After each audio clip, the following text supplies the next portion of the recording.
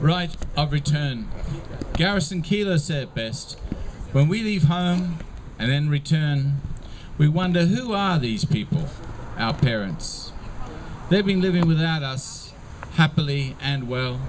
Our home is the one we carry when we left. It is no longer. Associations age, people die, homes change hands, businesses close, towns mutate into cities or husks of shells. It's not the story we expect to tell. You can never go home again. Home is a myth. It's where you live. Some carry their home on their backs, some in their hearts, most in their memories stored, files shared like photographs. I've returned to old homes with new folk who do not know their history. This makes me history. When I left Australia, my landlady sold her home at a loss because she says it won't be fun anymore without you. I returned to find my murals painted over, bars on the windows, and a funereal air of imprisonment. Once it was, no longer rules. Where you are is everything. Open the door and release yourself. Stories await that only you can know. There is nothing you can own.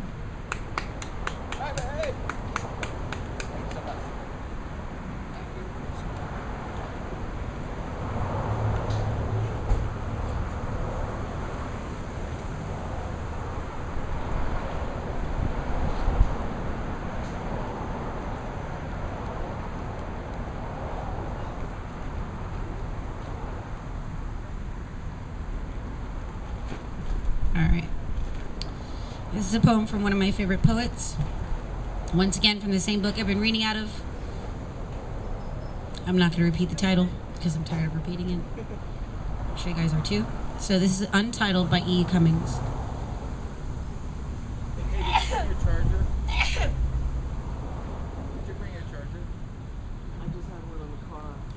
Okay. Untitled by E. Cummings. It may not always be so, and I say that if your lips, which I have loved, should touch another's, and your dear, strong fingers clutch his heart, as mine in time not far away, if on another's face your sweet hair lay in such silence as I know, or such great withering words as uttering overmuch stand helplessly before the spirit at bay. If this should be, I say, if this should be, you of my heart, send me a little word, that I may go unto him and take his hands, saying, accept all happiness from me. Then I shall turn my face and hear one bird sing terribly afar in the lost lands. Thank you.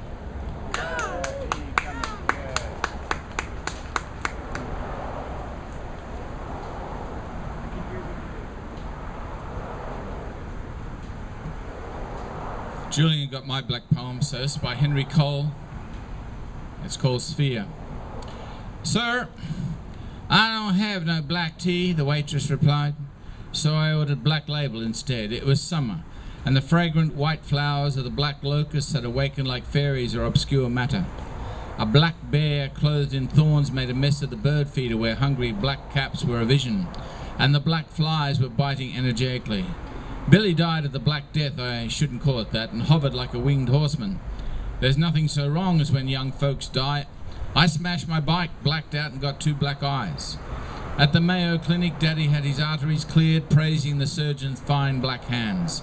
After he died, we called everyone in his black book and found a black space that couldn't be lifted by impotent wings. Like me, he was the black sheep. There were struggles. Once driving near Black Mountain, he blurted, there ain't nothing so good as stolen corn or watermelon. His face was like a smiling black spider's, questioning the earth from which he came. Son, you got mixed blood. And that drew him back. He cleared a way forward into the murky light. Beside the roadside blacktop, a deer with black diamonds in its eyes lay in a bed of black pansies. Around us, black ash and black walnuts made a velvety curtain. Dead 10 years, he visits me often like a head behind bars, with that black temper and black bile still coming out of his mouth, but tenderness too, like black gold. Did I love him back, I wonder? If I loved him with all my heart and all my liver, why did I spit him in the river? Why?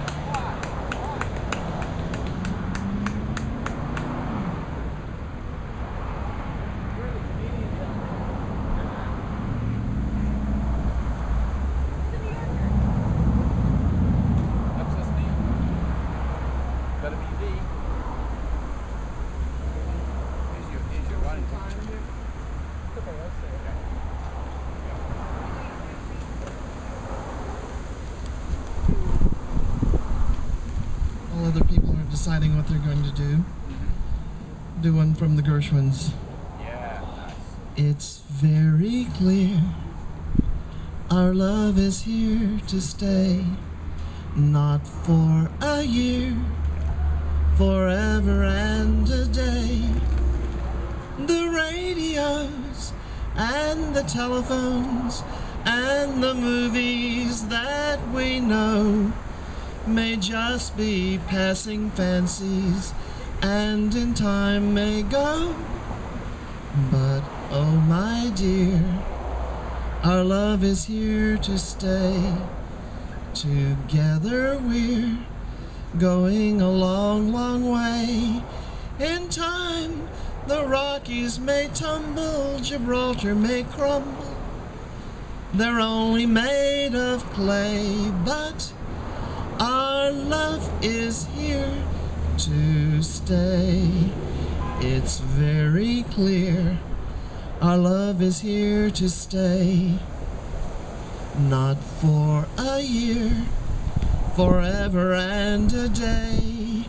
The internet and the Facebook and the Twitter that we know may just be passing fancies and in time may go. But oh my dear, our love is here to stay. Together we're going a long, long way. In time the Rockies may crumble, Gibraltar may tumble, or it's the other way. But our love is here to, our love is here to, our love is here to stay. Everybody now. Thank you.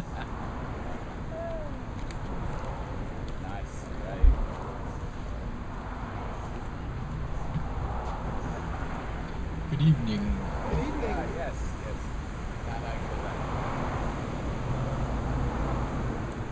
I've been giving titles after the fact all the time because I look at these audio files and I got to call them something when I make an album. So I'll give this one a title beforehand. This is called "As I Lay on the Couch." Were you laying on the couch when you wrote it? Well, when it came to me. Yeah. As I lay on the couch, I hearken back to a poem I wrote a long time ago, in some other life perhaps, of being a dry leaf and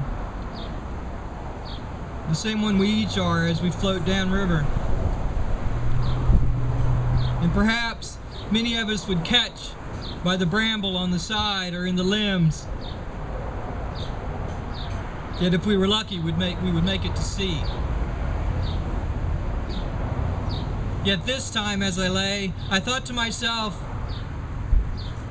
I don't know that anyone ever actually gets to the sea, and perhaps the only way to truly arrive is to be happy, stuck in the limbs by the riverbank, dissolving, until the infinitesimal bits of us make it to the end. Thank you.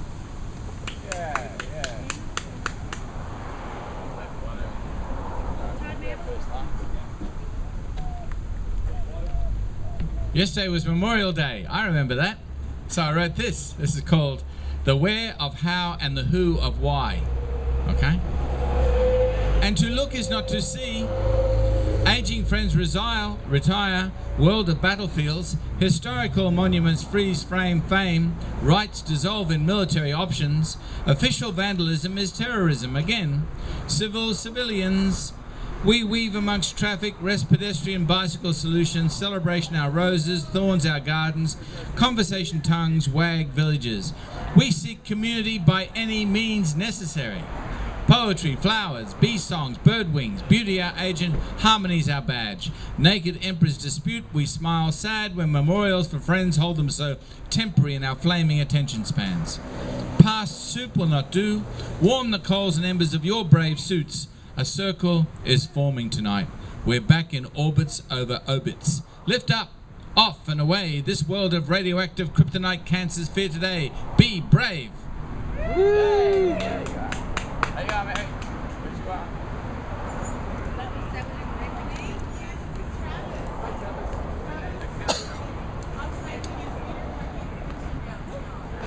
Synopsis by William Cullen Bryant. I think this has something to do with death here.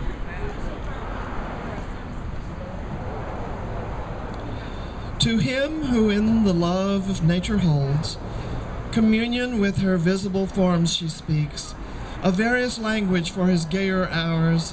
She has a voice of gladness and a smile and eloquence of beauty, and she glides into his darker musings with a mild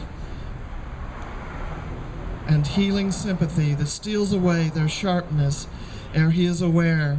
When thoughts of the last bitter hour come like a blight over thy spirit, and sad images of the stern agony and shroud and pall and breathless darkness and the narrow house make thee a shudder and grow sick at heart, go forth under the open sky and list to nature's teachings, while from all around earth and her waters and the depths of air comes a still voice.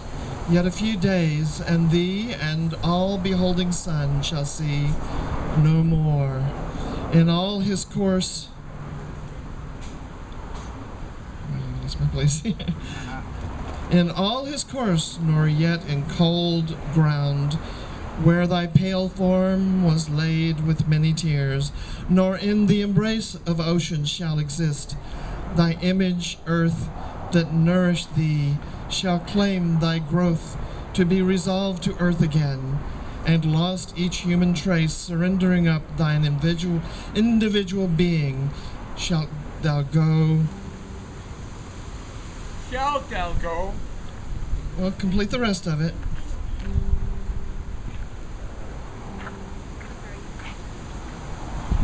Shalt thou go to mix forever with the elements, to be a brother to the insensible rock, and to the sluggish clod which the rude swain turns with his share and treads upon. The oak shall send his roots abroad and pierce thy mold. Yet not to thine eternal resting place shalt thou retire alone, nor couldst thou wish couch more magnificent. Thou shalt lie down with patriarchs of the infant world, with kings, the powerful of the earth, the wise, the good, fair forms, and hoary seers of ages past, all in one mighty sepulchre. The hills rock-ribbed and ancient as the sun, the vales stretching in pensive quietness between, the venerable woods, rivers that move in majesty, and the complaining brooks that make the meadows green and poured round all. Old ocean's gray and melancholy waste are but the solemn decorations all of the great tomb of man. The golden sun, the planets, all the infinite host of heaven are shining on the sad abodes of death. Through the still lapse of ages, all that tread the globe are but a handful to the tribes that slumber in its bosom. Take the wings of morning, pierce the Barcan wilderness, or lose thyself in the continuous woods where rolls the Oregon and hears no sound save his own dashings. Yet the dead are there, and millions in those solitudes, since first the flight of years began, have laid them down in their last sleep. The dead reign there alone. In their last, so shalt thou rest. And what if thou withdraw in silence from the living, and no friend take note of thy departure? All that breathe will share thy destiny. The gay will laugh when thou art gone. The solemn brood of care plod on, and each one as before will chase his favorite phantom. Yet all these shall leave their mirth and their employments, and shall come and make their bed with thee, as the long train of ages glides away. The sons of men, the youth in life's green spring, and he who goes in the full strength of years, matron and maid, the speechless babe, the gray-headed man, shall one by one be gathered to thy side by those who in their turn shall follow them. So live that when we when thy summons comes to join the innumerable caravan which moves to that mysterious realm where each shall take his chamber in the silent halls of earth, of death.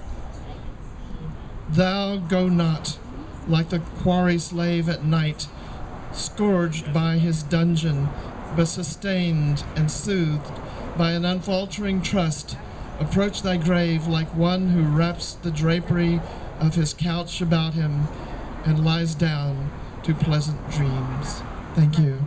I haven't read that one since high school, and now I know why. Who wrote it? William Cullen Bryant, Thanatopsis. Synopsis, I think, means death, or regarding death or something. Hey Mary, did you know Mitchie's Fine Black Arts? Mitchie's Gallery? Yeah. Okay, she died today. So I wrote this for her. Those who didn't know her, you were missing out on a really good soul. What happened was, her son got hit by a drunk driver. So while you're drinking, think about it. And so she set up an art gallery of black people's art. And it was to get a scholarship for her son, who was in a wheelchair. And he went through college and was successful, and then he died. And then she needed a heart transplant. Now the point about was she made poets welcome. She gave them food. We'd come into the gallery and there'd be a buffet waiting for you. She also respected everyone. She'd make sure the children were heard, that every person in the room got a chance to be heard, and that everyone listened. And that was pretty rare. And so here it is. We keep each other alive for as long as we can. Revive each other with smiles, hugs, songs, and poems. So when one who has struggled to make of her life a devotion, her Facebook down, she is gone, remember her name. Joyce Hunt Adhumo. She it was when her son was hit by a drunk driver, founded Mitchie's to give him an education. From his wheelchair he did well, then he passed. She kept her shop open for African American art in 3 different locations, always forced out by Austin's rising rentals. She was generous to poets and gave them her venue, feeding the poets with a buffet, making sure all ages were heard, with courtesy, respect, and aplomb. There is no one else living with her wisdom.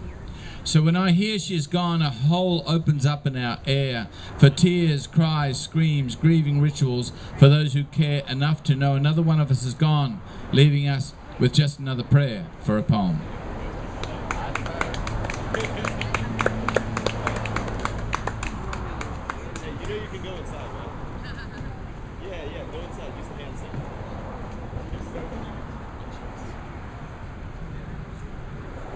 I've been reconciling some differences recently in myself, and I think this speaks to, hopefully will speak to you. So,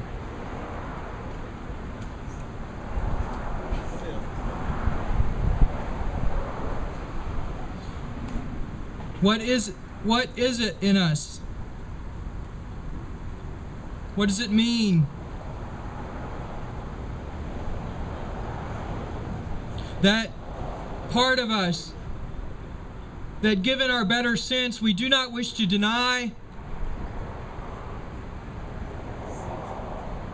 That part of us that feels such a part, oftentimes it expresses itself as a whole. And to be wholly in that thing. I am not speaking of some sort of sacrifice, or deathly ritual, or form of enlightenment. What I speak to is that in the true artist who says to himself and those about him that I cannot be free as long as anyone else is not free.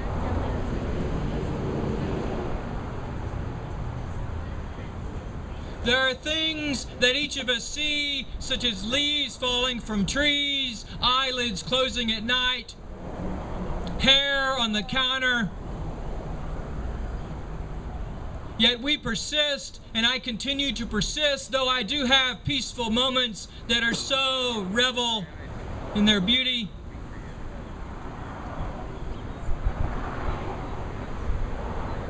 Let us enjoy the task that walks our heart out to another man, so that perhaps in a little bit of our effort, their burden will be eased and they can walk more carefully.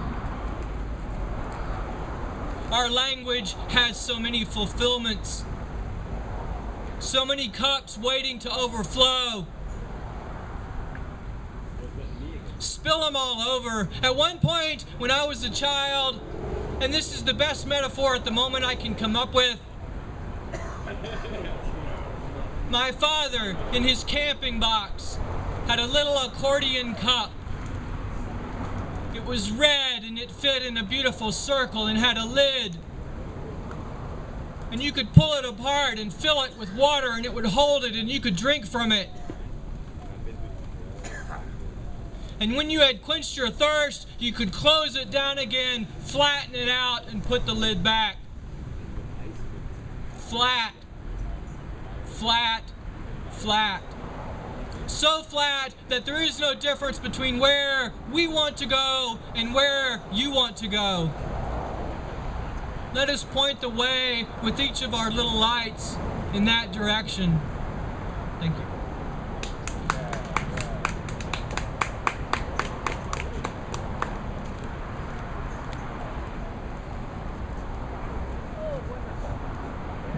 Thank you. Thank you, everybody. Thank you, Scott. Appreciate you guys. You guys are awesome. Thanks for that huge stick of incense over there, Mary. Yeah. Go to the Asian grocery stores. They have ritualistic huge Ooh. for like $2. Which one's that one? That's over by the one. No. What ritual are we going forth for with this one? The ritual for spring. Woo! Granite scent. Just kidding. It's just a gentle one. Okay, right on. I was curious. All right. They have Colombian ones. Right on. I'll have to check it out. Oh, thank you. I would love that.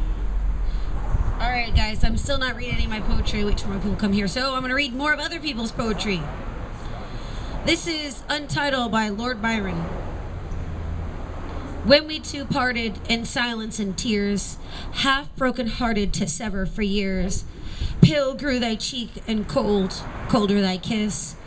True that hour foretold sorrow to this. The dew of the morning sunk chill on my brow. It felt like the warning of what I feel now. Thy vows are all broken and light is thy flame. I hear thy name spoken and share it in its shame. Thy name thee before me, a kneel to mine ear, a shudder comes over me, why wert thou so dear? They know not I knew thee, who knew thee too well. Long, long shall I rue thee, too deeply to tell. In secret we met, in silence I grieve, that thy heart could forget, thy spirit deceive. If I should meet thee after long years, how should I greet thee? With silence and tears. Thank you.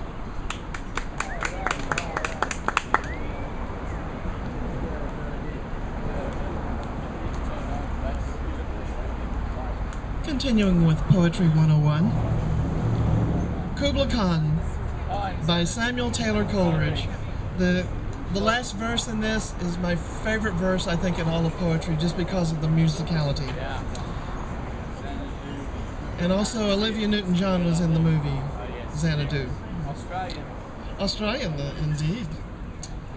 In Xanadu did Kubla Khan a stately pleasure-dome decree, where Alf the sacred river ran through caverns measureless to man, down to a sunless sea. So twice 5 miles of fertile ground, with walls and towers, were girdled around, and there were gardens bright with sinuous rills, where blossomed many an incense-bearing tree. And there were forests ancient as the hills, enfolding sunny spots of greenery.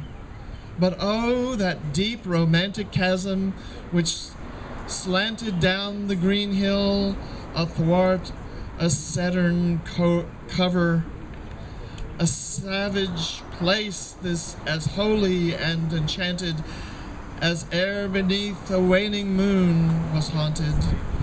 by woman wailing for her demon lover. And from this chasm, with ceaseless turmoil seething, as if this earth in fast, thick pants were breathing. Pants, I'm thinking of a different kind of pants.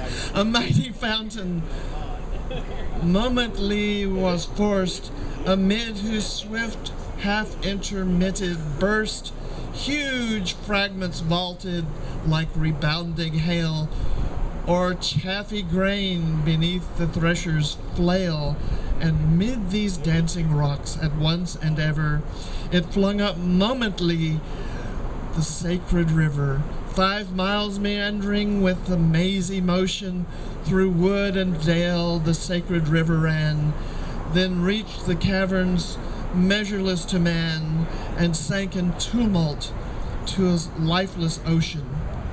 And mid this tumult Kubla heard from far ancestral voices prophesying war. The shadow of the dome of pleasure floated midway on the waves, where was heard the mingled measure from the fountain and the caves. It was a miracle of rare device, a sunny pleasure dome with caves of ice. A damsel with a dulcimer, in vision once I saw. It was an Abyssinian maid, and on her dulcimer she played, singing of Mount Abora. Could I revive within me her sympathy, her symphony and song?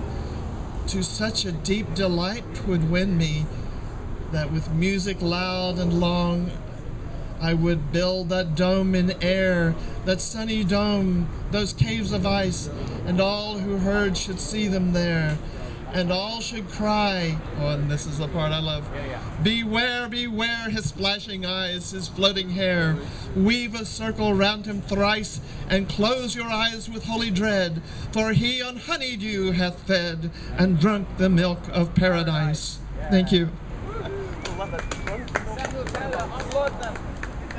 That's true. Yep. That was courtesy of Laudanum Opium, you know. That was a very, very inspired little one. There's one that is inspired by jazz. 48 hours ago, word jazz, Kenny Durham's backyard, 9 a.m. this morning, will be a farmer's market, organic, waste-free in Austin. Jazz and poetry become green currencies. Right next door to Victory Grill, part of the Chitlin Circuit of the 1940s, where musicians would get paid in vegetables and a potluck. Victory Gardens post-1945, part of the East Austin Earth Cycle. Harold shows me his greenhouse. Stakes protecting butterfly attracting plants. He has bees too coming into those tall sunflowers staying to attention. Greens burst forth in abundance. No wonder 2 monarch butterflies have taken up temporary East Austin residence. In this temporary autonomous zone, Hakim Bey would be proud, as would Bill Mollison. Jazz rose up under a full moon Thursday. Greens exchange hands on a light rain Saturday. The very morning of a worldwide Monsanto march. March or markets or both. Rising from roots through the good earth we occupy to these jazz gardens, this world heals and heals sings, and it sings in greens. It's taken years to understand some foods we can't eat. Gum Arabic, your chewing gum. Drinks that make you thirsty. Sodas, Coca Killer, Pepsi Killer, laced with sugar and salt. Seeds that are copyrighted, the owners of which sue small farmers when winds blow GMO. Frankenfoods across fences, borders, properties. Copyright corporations and courts against community gardens. Seed banks have begun to prevent monospecies as in corn seed supplies. Once there were 300 strains, now Kellogg's only uses 3. Variety in abeyance forgotten. Chemicals in our food supply. Courts enforcing seed copyright over community needs. 1 in 3 in our world will go to bed tonight hungry. Agribusiness is not community-based decision-making. Farms for our future will be organic, small, diverse and vital. Behemoth is subsidized. Lilliput like David versus Goliath. Small is beautiful. Choice is all. Before more of the small green plant is controlled by our corporations, recognize how vital and fragile our food supplies are. How the hungry of tonight will multiply tomorrow when they realize with sorrow they have no alternative to GMO.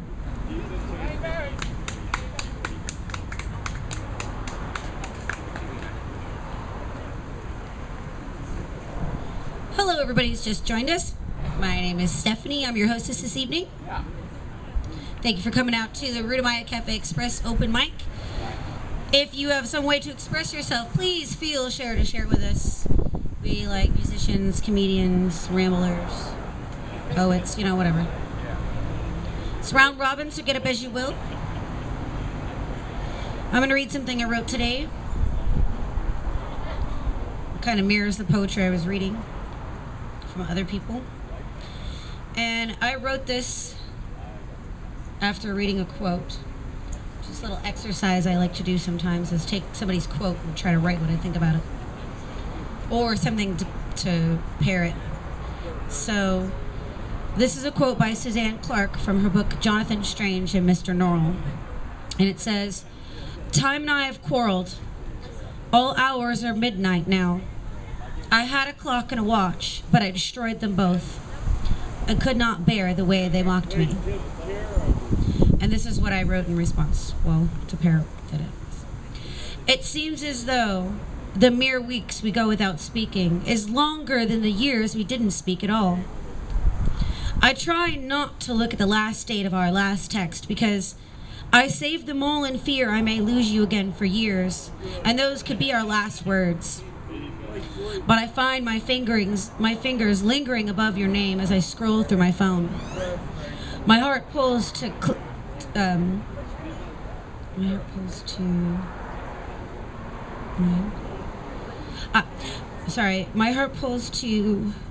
what is that word? Darn, I hate when I write something. To click when I last had a sign of life of you. Okay. My heart pulls to click when I had a sign of life from you. Geez, sorry. I'm right out there. My disappointment is fulfilled if I dare tap your thread. My heart sinks and my demeanor sighs. I don't want to let go. I just found you again. And I know if I let go, my world will be none the better. Like walking through a dark cave where time cannot be told, for the light at either end is not to be seen. So time becomes endless without the sun to show me the way." Thank you. Sorry, I messed that up.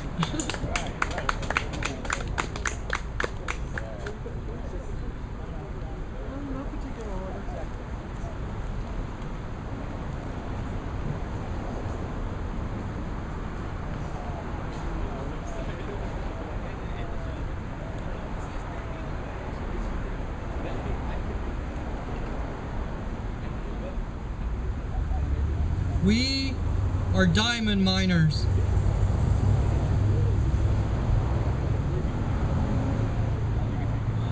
If I could take off a finger, if I could unscrew it, pluck it off with a bottle opener, chop it off, if I could pluck an eyelash or a toenail and give it to you, to walk away tonight, to remember what we share.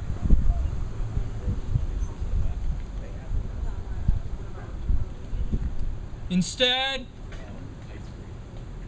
let us forge something from this space that is amongst us, that floats between us in wordplay.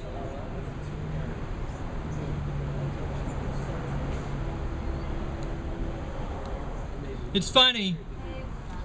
I think the most miraculous, moving thing is one we cannot see, we cannot touch, we cannot feel, yet always the word floats around on it.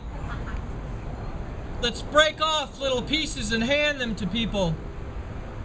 Petals. So tomorrow when you wake, you can look on your mantle or your bedboard and say, "That's what I did last night.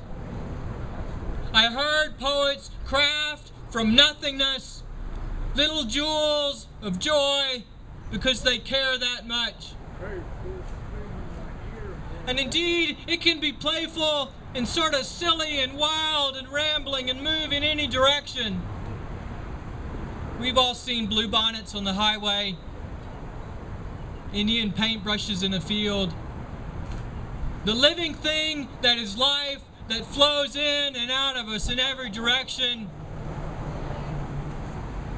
Luckily, so luckily, we have been graced with a bit of that diamond in each of our chests. So if I cannot give you a finger, Let it be a few words of joy.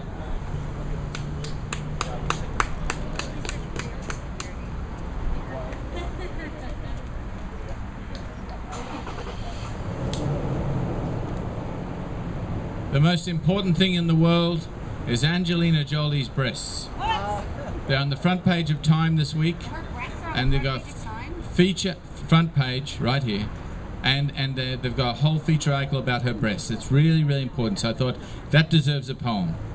So here it is: Angelina Jolie's breasts.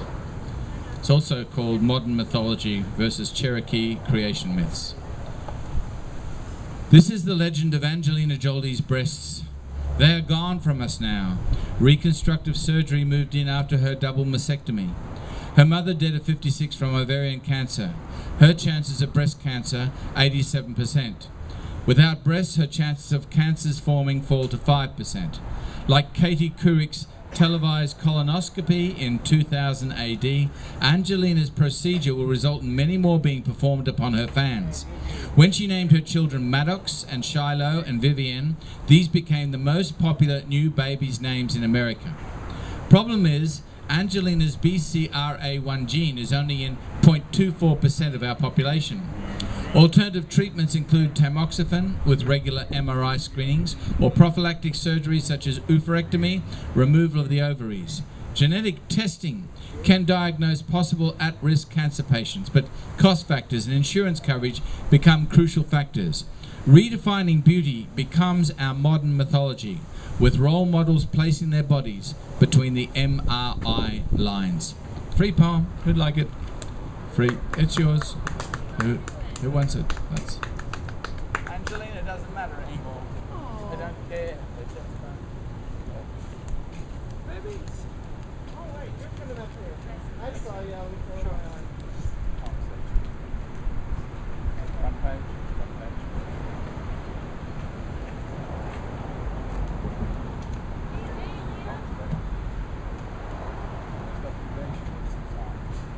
So before I start, a little side note. Did you know that actually the most popular baby name right now is Bjork? Oh, really? And that over 1 million people in Iceland get named Bjork each year. It's like, you know, that fame. Must be confusing. Do you know Yeah, what? it is. Huh? I bet she was a popular name before she was even a child prodigy. Yeah, it is crazy. But my thing right now is like, I must admit, you know, I've been reading my favorite magazine, Mental Floss. And if you heard of that, I don't know if you heard of that, that's one of the greatest magazines of mine, because it gives you little factoids about different things in different areas of life, like food, different factoids about food, people, and stuff like that. And that gave me a newfound respect for, cause they had recently they had a little article on Steve Jobs. Yeah, I don't know if you've seen the Facebook post I wrote, like, did you know that Steve Jobs invented the iPhone like years before he ever invented the MacBook, and realized that it was like so far ahead of his time that he had to keep it on the shelves until the rest of the world caught up to it, you know? And not only that, but he was also an avid user of LSD and shrooms. How do you know that? Huh? Was you know reading it in a magazine article? But you know, and you gotta understand, a lot of great things was invented under influence of some form of hallucinogenic, or once or another. Because, for example, how many out there are sober right now? Sober, ain't trying no be hallucinogenic free, right? I have some aspartame.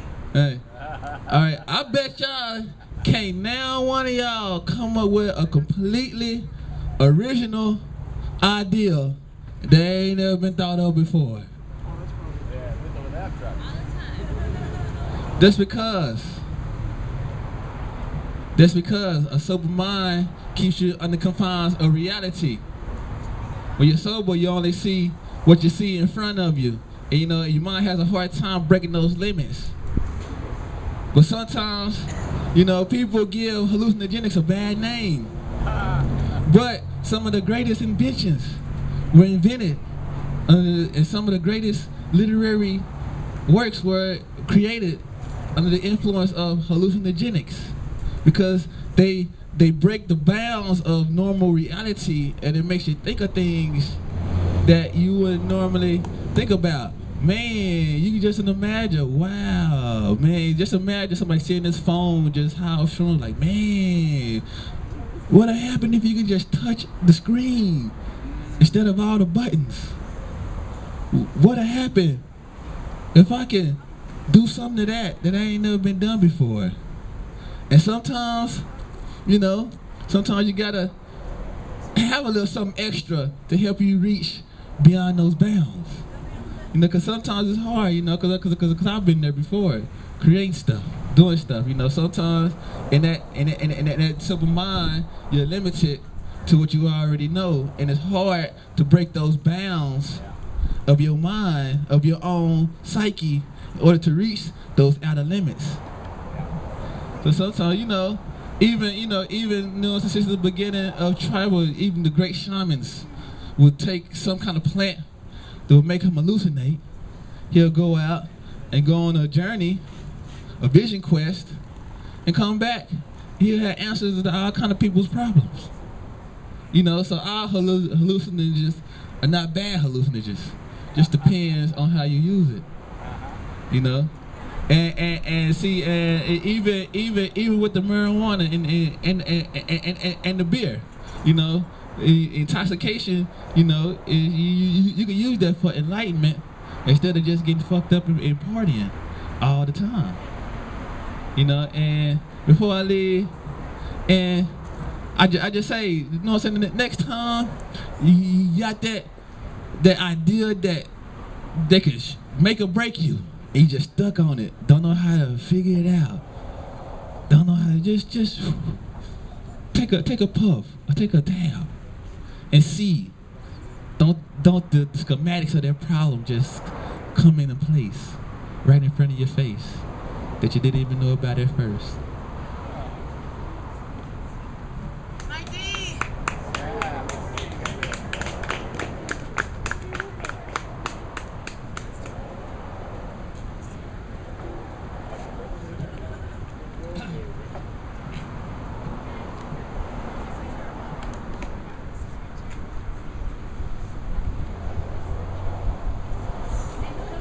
So the way you're gonna meet, what you're gonna do. I say, last place for the hippies is the HEB. Hippies at the HEB, forget coffee shops, bars, saloons, pubs and restaurants. Elder hippies shop and meet in supermarkets. Not the whole paycheck or central markup, more plebeian, proletarian, cheap circus aisles stacked with comestibles. Here is where our shopping trolleys collide near the cat food area. We stop and chat and chew miniature samples, causing panic in the gridlock shop. Relaxed in storytelling, we catch up with tales of folk fests and open mics. The people we know, health and other human services. We tend to take our time doing this. They once say housewives did the very same thing. Young folk with fast phones whiz past, we amble and perambulate on about the times we lived through to get to this moment in time tonight. It has very little to do with actual consumerism. We are survivors of love and peace. We reassure these relics of goodwill and happiness, at least within air-conditioned supermarkets. When food riots, famines, tornadoes, hurricanes hit, perhaps we will move slightly faster, but not tonight. We've got to catch up with each other. Aisle 6, clean up, please. Next time. Okay.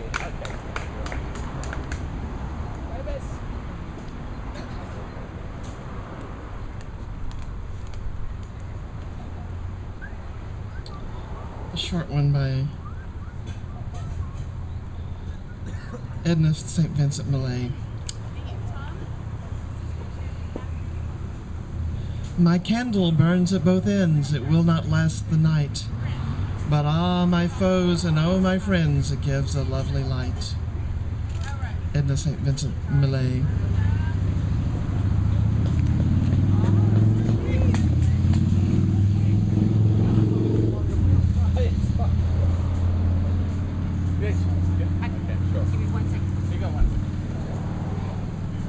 I was taken to the spot where nothing grows. I said, why is it in this chalk spot nothing grows? And they said, oh, that's where St. George fought the dragon. It's down the south of England, and it's sort of a magical spot. But and then they showed me where King Arthur's round table was. It wasn't a table at all. It was a round, flat area surrounded by a trench where the tribes like us used to meet. The round table. So then I said, well, what about this dragon thing? Everyone's in Game of Thrones, you know. So I realized, wait a minute. Are there dragons? Yes. Bogdan, you shouldn't be playing, man. You're enjoying yourself too much. So fast, I thought you needed the I need you. I need for dragons, man. Yeah, this is open. You just get up and do what you like. It's really great. Won't take long. Glad you're there. Cool. That's amazing, isn't it? When you think about it. Best not to think about. So, here be dragons. You know what they used to say? Here be dragons? Because the maps had run out and they didn't know what else. So, thank you very much. That's the name of this poem. I wrote it this afternoon because I think there are dragons. And I'd like to prove it to you in the course of 48 lines. I'll start without you. When I was shown the spot where St. George fought the dragon, dragons became more than myth and graphic novel. Worms, serpents, leviathans, sea dragons, dragonettes, and surish all have evolutionary ancestors, miniature lizard traces, sea monster Loch Nessie stories, Komodo dragons, hydra, salamanders in Austin, and Pirella still exist. Along with Archelia, Inkhome, Taxol worms and other zoological survivors, from the Taranesque and basilisk of Middle Ages to those exotic flying Chinese dragons of antiquity to which they ascribe a year. In the ancestry, well, dragons.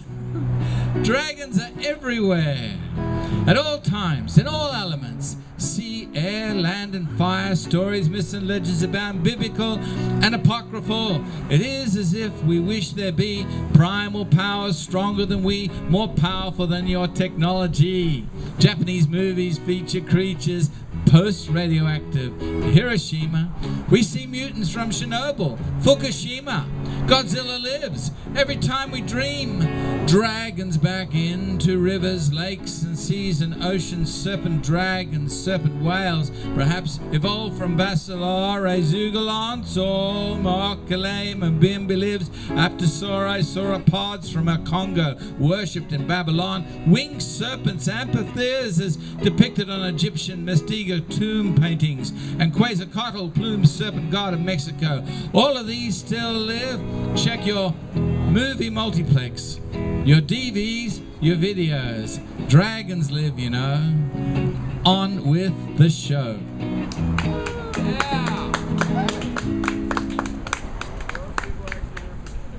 Yeah.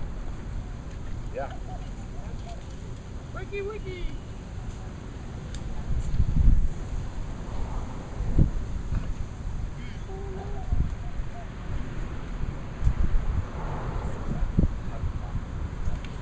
I'm going to read a poem I wrote when I was like 17? Whoa, yeah, last year. Yeah, last. I was more like 14 years ago or something. I don't even know. How many years ago was that? Didn't hear it. Almost 17 years ago. So I wrote this when I was 17. Is there really someone for everyone? Or are we just all destined to be lonely souls wandering through a black hole? Does love truly exist? Or is it just the media's way of creating an emotion that is actually a desirable need to feel important? It seems as if no one cares anymore. The most important thing in one's life is oneself. While the endangered species of humans capable of real feelings dies off at an alarming rate. Loyalty is no longer a word used to describe anyone, unless talking about themselves. But how do you fix it? I don't think there is a way. Loneliness is inevitable. Everyone knows it, everyone feels it, and no one can cure it. Not even the purest of souls. Thank you.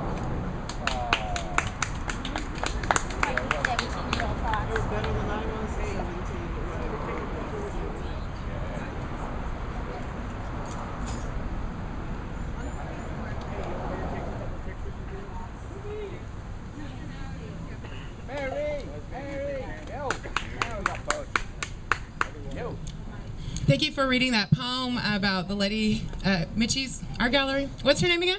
Her name was Joyce. Joyce. Yeah, she had a lot of good events there. I met people there. A lot of cool African Americans too, doing books and everything. Yep.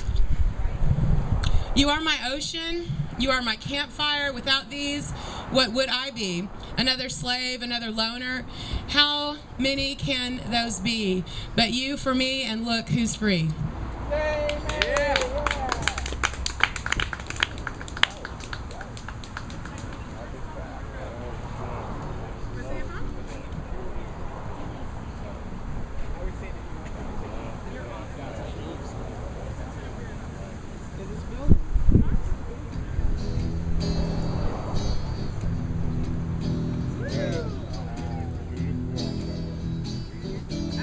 Now I've heard tell there are open mics in town where you walk in, sign your name in blood.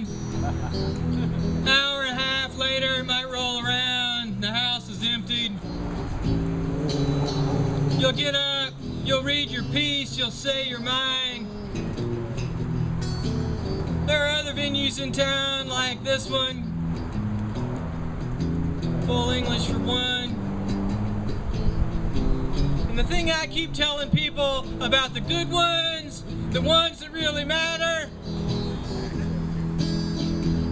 and I've heard others say this, is it's a Quaker meeting. You feel moved, you feel called, you stand up, and you let the word do its work. That in mind, I didn't choose to be here. Something called me and said, this is what you've got to do. So if that be it, it will be the blues, but I will draw from you.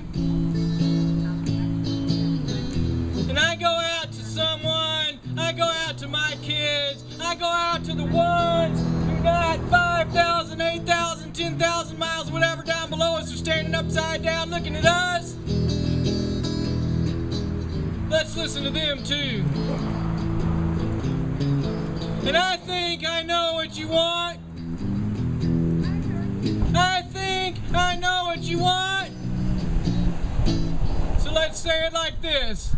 It's gonna be, it's gonna be, it's gonna be, it is all right.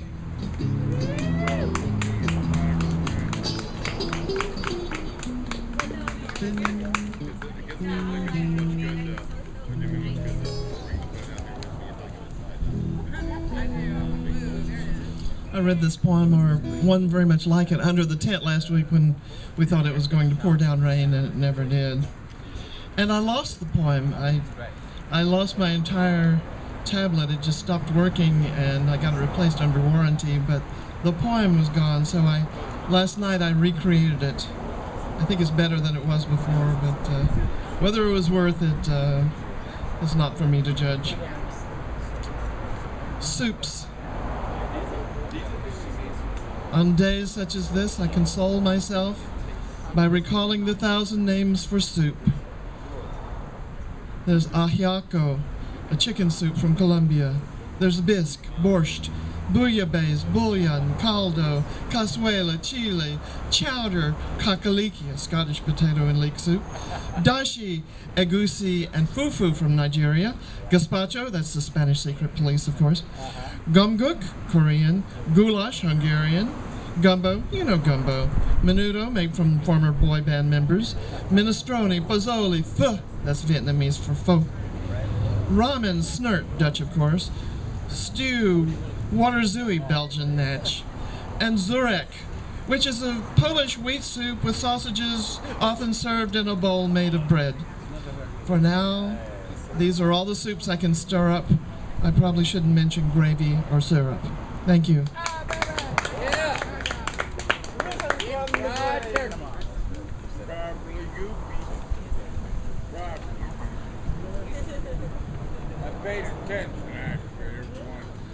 High price to pay attention.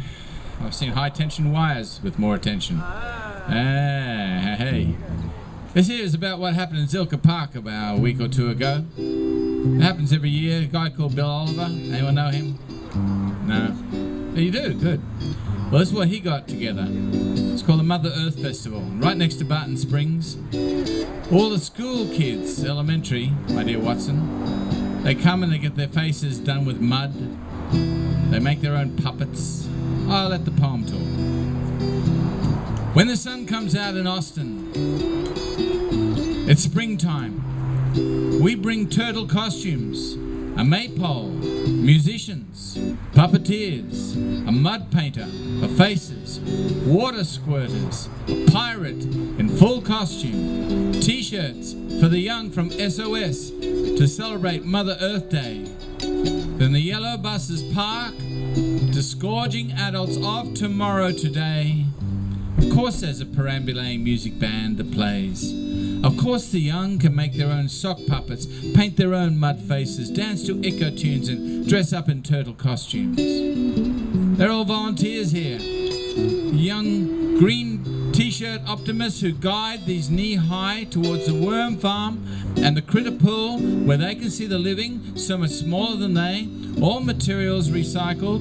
This is open, living and free. We're in a park surrounded by elder trees. And a green future is exemplified by everything we see from the huge solar panel capturing sunlight immediately to the flowers, giving us a vote of thanks. This happens every year for 12 cycles round one sun. Only question is, why not for everyone? Come on, Austin, start your own.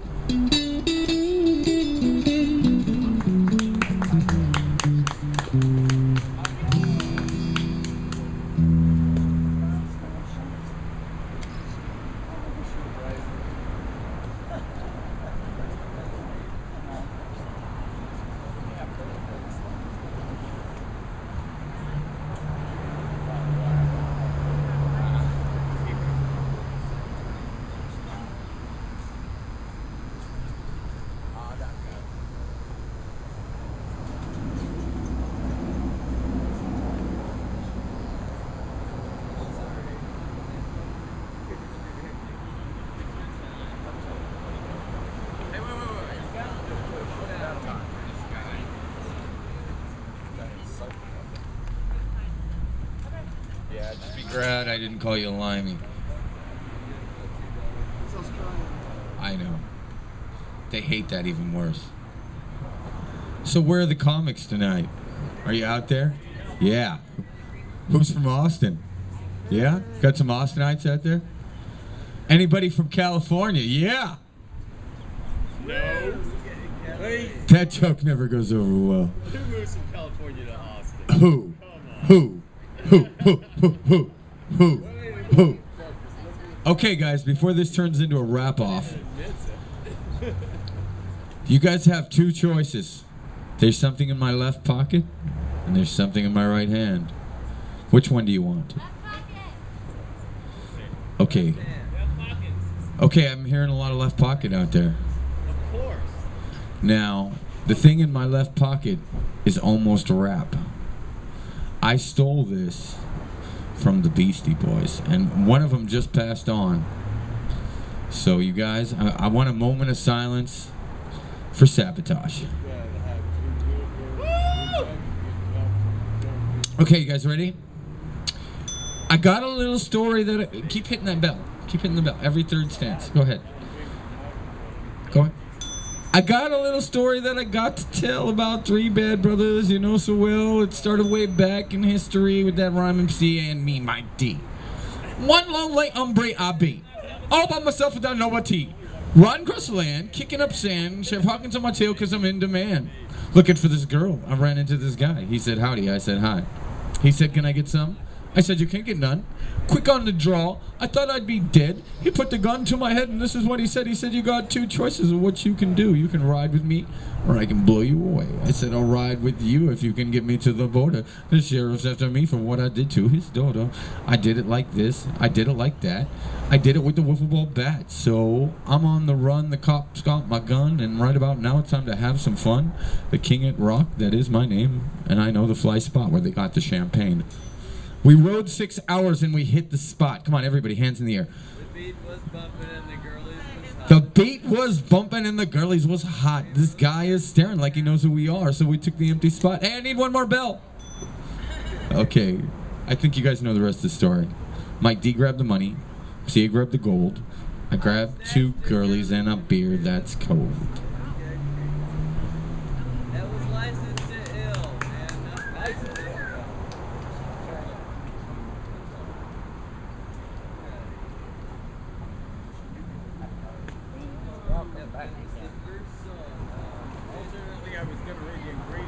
Mary, I've got a solution. Mary Krennic, you know how they've got the Frankenstein foods and they've got the legal personality for corporations? I got a solution, right? But you have to be a lawyer. Sure. Goes like this. Now everyone knows that corporations are legal personalities, okay? It's a legal fiction, but let's play fiction for a bit. And everyone knows they've patented the seeds so that you can't use certain genes and certain crops, okay? So I thought, put those two ideas together, and what do you got? I patented you today, your DNA, and I now own all rights to you, to whatever you may produce. Your DNA codes are under lock and key by me, and my corporation charges for access to data I organized and invested in. You have no rights in this. Just pay at the test site, please. This is a business. Since a corporation can be a legal person, I can take a patent out on any one of them and charge for access to my data. Supreme Court agrees with me. Simple as stock marketry. You all belong to me.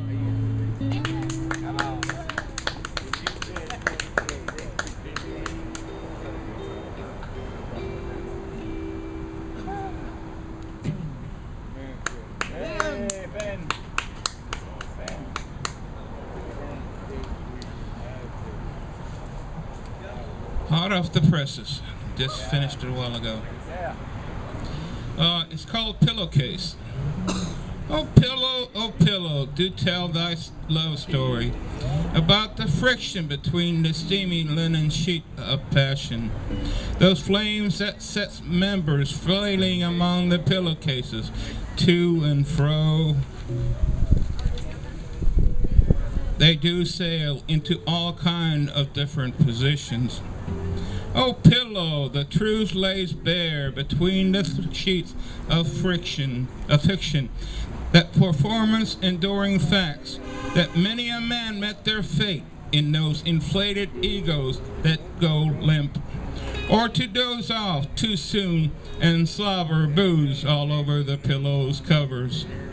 Oh pillow, you lay all day resting at the head of a spring mattress awaiting night, while sometimes they only dent you, but upon those full moon mad frenzies, you do create quite a unique positions, that sometimes upon the morning sun, you are found at the foot of the bed. Oh pillow, is this moving day? Oh pillow, is moving day. Put on this new naughty nighty that slips and slides all around you. In those soft silken sheets, ecstatic ecstasy. Where is the new? Excuse the wind is blowing. Where is this new vibrating commotion within these splashing, swishing sounds that do quiver me all around the place, in making one quite seasick with sex? And frankly feeling a little bit kinky, wherein the static electricity did flow, that while being noxious, A pillow did climax high upon nails. Oh pillow, what happened to you? You have met a feminine fate. Upon nails of the vixen that wailed and flailed aloud a full moon, pillow banshee cry. Your naughty nighty lay shredded. Silken sheets lay tattered and torn.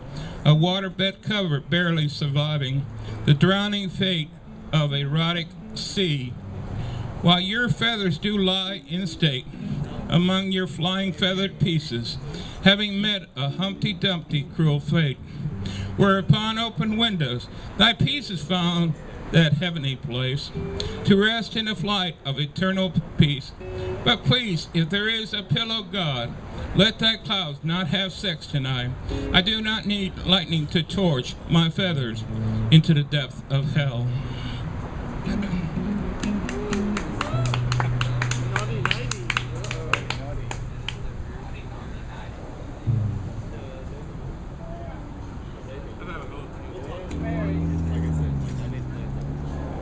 Yeah.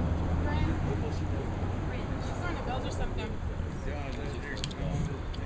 I was so excited to hear that Ruta Maya is going to be opening up again.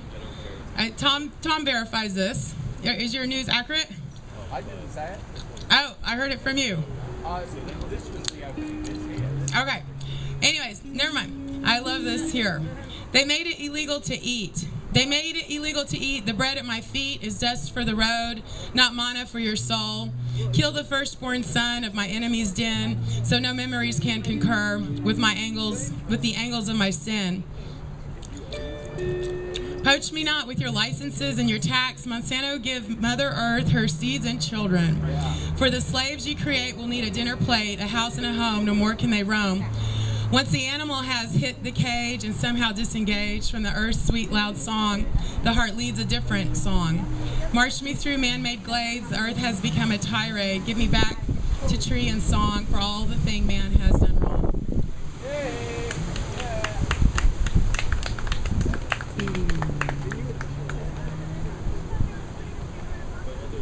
So that was for food. This one's for water. They're hoping to open up a place that was down from the old Ruta Maya, right? Well, they haven't got the money for it yet. It's there, but they have to go through the processes. So maybe, yes. Meantime, look, you're here. This is Ruta Maya at the moment, 2013. This is the best we got, and it's living. That's right. You're trying. Thank you. Appreciate you trying. It's a really good effort. Consciousness is everything. Now, you did food. Here's water. You know they're going to reconvene the state legislature so they can pump money for water. They can't make any more water, but here we go. Decline of the Colorado River. Palestine needs water. Dubai needs water. Desalination, towing icebergs, checking the growth of invasive plants, unfunded ideas. Cotton crops are thirsty. Agriculture competes with town water supplies. We drink rivers to the lees. We dam too much. Conflict over competing uses finds us hungry for solutions. Water controls allocation change over time. Seed clouds, China does that. Water banks, aquifers do that. Limit use, a universal solution. We live in a desert. Rain is rare and runs in flash floods. It does not stay with us long. We got the land for a song and we wondered why. Bone dry. Mills need reliable water sources. Water transport relies upon reliable deep flow. Nothing is guaranteed. We're made of water and we are hot. Summer tests our ability to live in deserts. Towns and seas park themselves near water sources. Water becomes gold. Sahara was once a rainforest, denuded when trees were used for Roman boats. Land use changes, rivers dry up, sip to extinction via thirsty mouths. Too much, too many.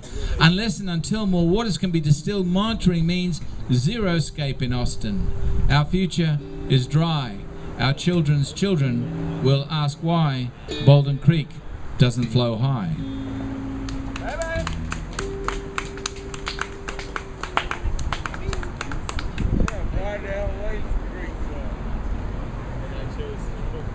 Once again, I'd like to thank everybody for coming out. These are awesome. Thanks for everybody who's getting on stage. For those of you who just got here, my name is Stephanie. I'm your hostess. and we're here every Tuesday from 6 to 9. There's also an open mic here on Fridays. It's also from 6 to 9. It's a music open mic. I don't know if they allow poetry. I haven't been there. I'm assuming that if I said, hey, can I get up on here and read my poetry, they would say yes. So if you guys can't make it out on Tuesdays, come on Fridays. It's music. What is the hostess's name? I can never remember. Todd. He's not listening. If I had a rock, I'd throw it on him. All right. What's the hostess's name of the Friday open mic, Todd?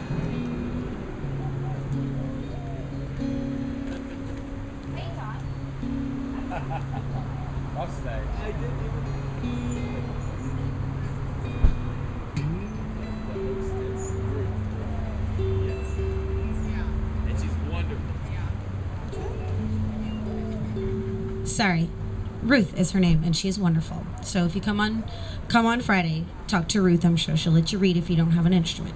All right, I'm gonna read a poem I've read many times before. I still like it. A restless heart like a fickle butterfly that alights on many flowers, gathering nectar from each one. My mind wanders endlessly, constantly longing for something or maybe someone who isn't here. I don't feel like I've ever touched or even seen this person before, but I know they are here somewhere. If only my night vision goggles weren't so cloudy, I might see you. It's like I keep catching glimpses of you, like pieces of your soul was lost in other people. It's like the last time we saw each other, you were scattered into a million pieces like stars in the sky, and maybe I will never see the whole you again. I constantly search for you, the whole you, not just these pieces. Maybe you're hiding behind some mask, behind some wall, behind someone else, I don't know. But what I do know is I'm an empty void without you, a hungry soul waiting to be filled. As I get older and the longer I wait and the more I write about you, the more impatient I become. I'm beginning to believe that you are just not there. Did I brush up against you somewhere, but just not see you, not look deep enough into your heart? Just passed you by like a fleeting train. Thank you.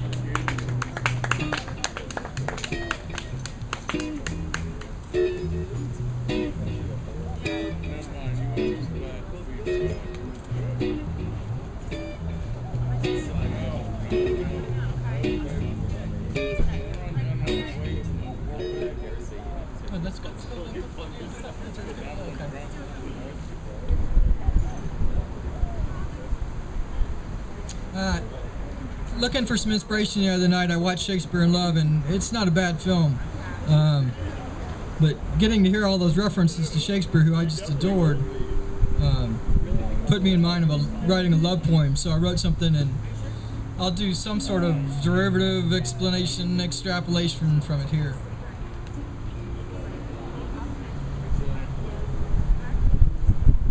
If you imagine two people, one of which is a woman, and she is peace. And you imagine a man, one of which, or who, is eternity.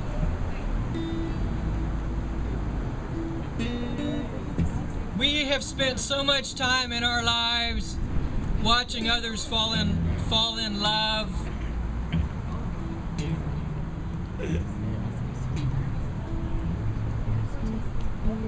And you know, the thing that's most fascinating about it to me,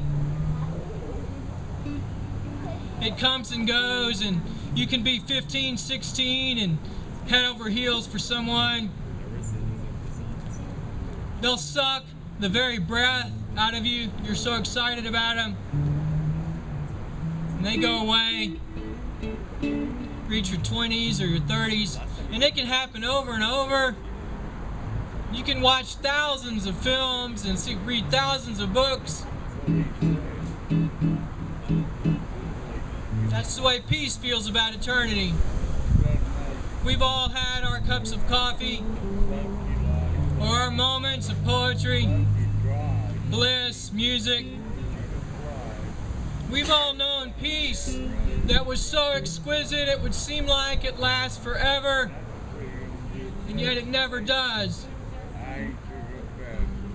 And we've had other moments where we might have looked out over the Grand Canyon, or stared at an oak tree, or a sunset, and it seemed like it would last forever, but it never does. Both of them separately, on their own, are miraculous enough. And sometimes they intertwine to where the peace really is eternal. I think that's how Child of Love gets born. That moment where peace and eternity are forever. But the real miracle, the deeper, more important miracle, because we know it'll go away too,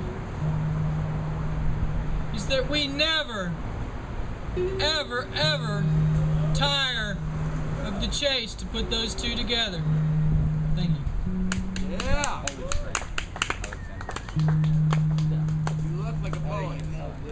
You need a hat. Whoa. You know, when you put your arm over your head like this, have you ever seen a picture of the Iceman they found in the Alps? It's 5,000 years old. He was in this position. Wow. Far out. Yes. So you're famous. I got it from him. I saw him. I thought I better do it. You got that from him. Yeah, I That's cool. saw it. I want to copy that. Can you tell us more about open mic, what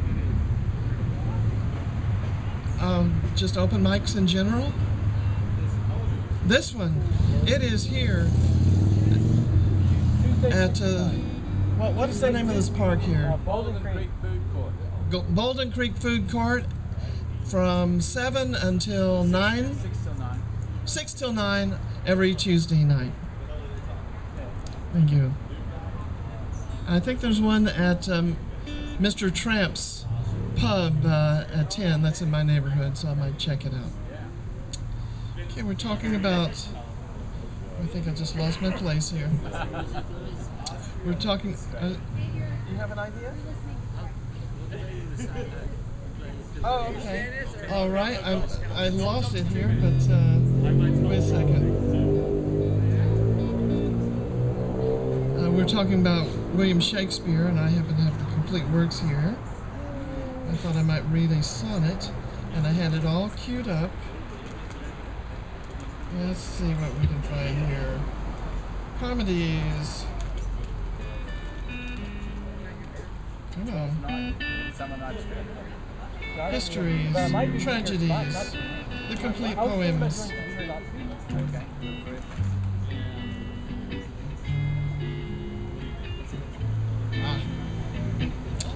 Sonnet, XVIII. It's 28, I believe. Shall I compare thee to a summer's day? Thou art more lovely and more temperate. Rough winds do shake the darling buds of May, and summer's lease hath all too short a date. Sometime too hot the eye of heaven shines, and often is his gold complexion dimmed, and every fair from fair sometime declines, by chance or nature's changing course untrimmed. But thy eternal summer shall not fade, nor lose possession of that fair thou owest, nor shall death brag thou wanderest in his shade, when in eternal lines to time thou goest. So long as men can breathe or eyes can see, so long lives this, and this gives life to thee. Thank you. Good Hamlet, cast thy night. Good Hamlet, do not forever in. Never mind. I'll remember that. Heck, I want to do to be or not to be. Oh, I can do that. Well, I was do it. I want to do it. I wanted to do it, but I guess you can do it too. So. Oh, you want to do it? I want to. Yeah. Let's do it tonight, together. Tonight I'll grab it from you. Together. Let's do it together. Oh, far out. Because there's a place where there's a list of things I always get in the wrong order, so together we can do it. No, oh, I don't. I can memorize. I'm gonna have to read it. Oh. Yeah, let me read it later. I want to read it Okay. later. Memorize. I can't memorize. Yes, I memorized it in high school for extra credit, and I've kept it up over the years. Good Hamlet, cast thy nighted colour off, and let thine eye look like a friend on Denmark. Do not forever with thy veiled lids seek for thy noble father in the dust. Thou knowest 'tis common, all that live must die, passing through nature to eternity. That's what I was trying to remember earlier. Right. That's Gertrude. To be or not to be, that is the question. Whether 'tis nobler in the mind to suffer the slings and arrows of outrageous fortune, or to take arms against a sea of troubles, and by opposing in them, to die, to sleep no more, and by a sleep to say we end the thousand natural, to say we end the heartache and the thousand natural shocks that flesh is heir to. 'Tis a consummation devoutly to be wished, to die, to sleep, perchance to dream. Aye, there's the rub. For in that sleep of death, what dreams may come when we have shuffled off this mortal coil must give us pause. There's a respect that makes calamity of so long a life.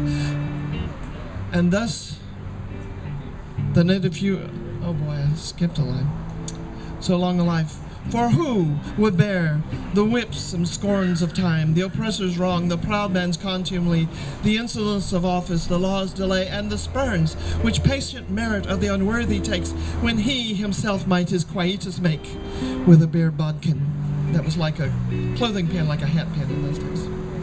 Who would fardels bear, fardels or burdens, to grunt and sweat under our weary life? But that the dread of something after death, the undiscovered country from whose bourne no traveler returns, puzzles the will, and makes us rather bear those ills we have than fly to others that we know not of. Thus, conscience does make cowards of us all, and thus the native hue of resolution is sicklied o'er with a pale cast of thought. And enterprises of great pith and moment with this regard, their currents turn awry and lose the name of action. Soft you now, the fair Ophelia. Yay!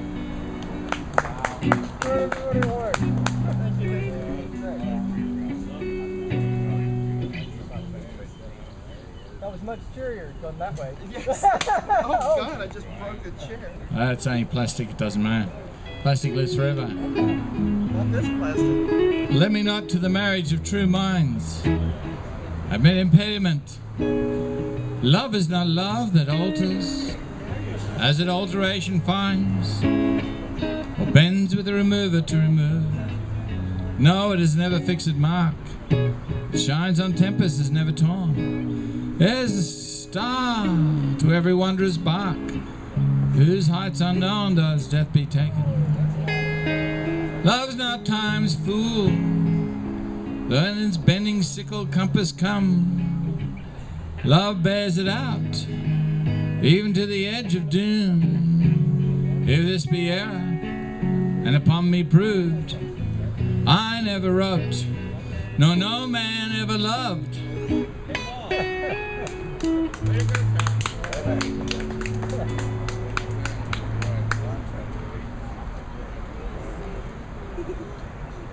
Once again, thanks for everybody for coming out. For those of you who've just landed over there in the audience, we're here every Tuesday from 6 to 9. Feel free to come out, bring your instruments, poetry, comedy, whatever you want. Within reason, I suppose. Well, I can't have you hanging people up here. Right. So for those of you who like to go to open mics, there's one on every Saturday at Full English Cafe. Scott's there, he streams live. I love Full English.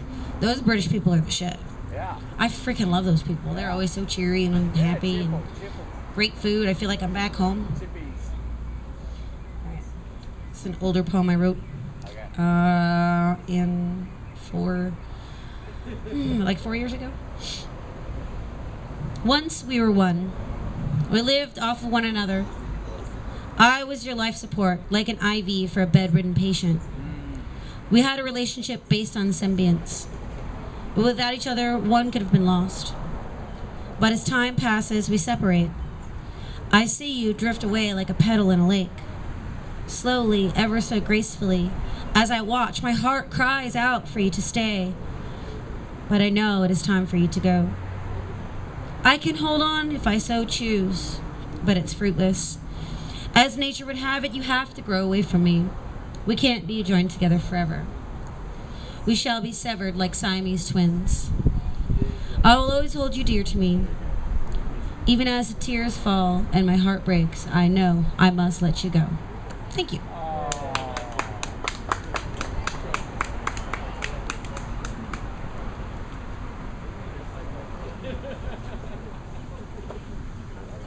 Yeah.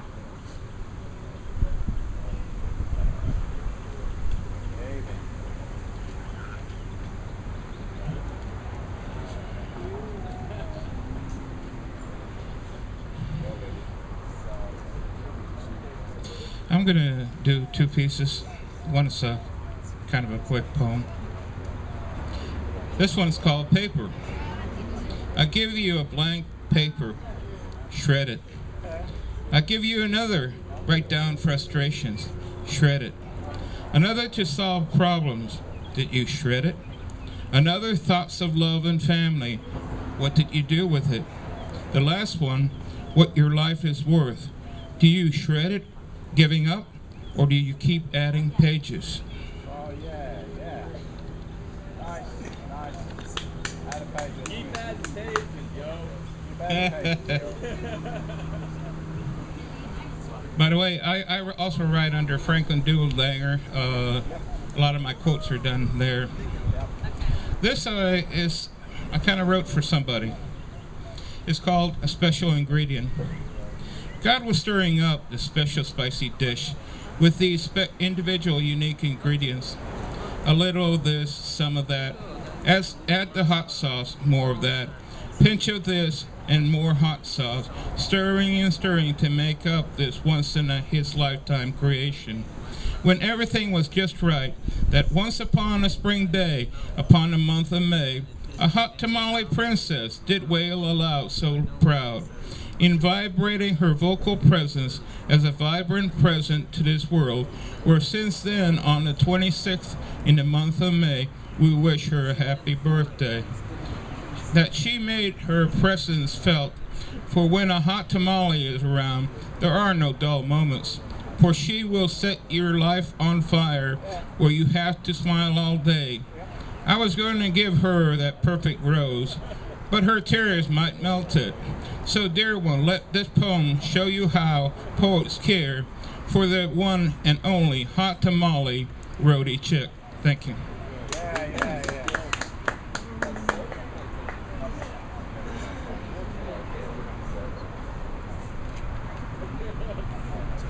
Well, it's Gemini time. It's our season, yeah. Gemini, right? Yeah, it sure do.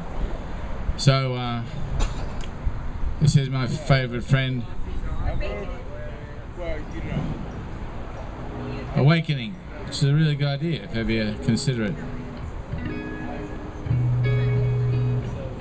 Goddess awoke, sprang to her feet, grabbed you by the throat, forced you to speak. You and I have been silent far too long. Shout, scream, sing. Our songs, our souls, our hearts. Time of spirit is upon us. Can you feel it in your bones?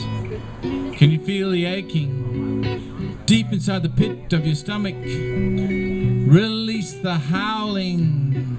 Let the animal within spring forth, run free, let the wild in.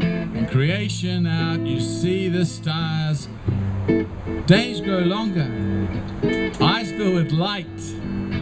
Even those stars are glowing tonight. The goddess is awake. Feel the stirring in your loins. Beat, beat, beat of an open heart. Break out the drums. Let them sing into the short night. Wind is calling through the trees. Come to me, come to me. Feel me on your skin like a lover's touch. Swim in the tide of rising energy. Feel the pulse of the universe. Something is coming. Feel a fire in your belly. Serpent is rising. Feel the hiss. Kiss. Goddess is awake. It's time to dance. That's by Alex Krasinski, Polish person who went back to Poland, rediscovered her heritage. The Russians had taken her property. She wanted to feel what it was like in her homeland. And now, her home is cold, wet England, Poland. That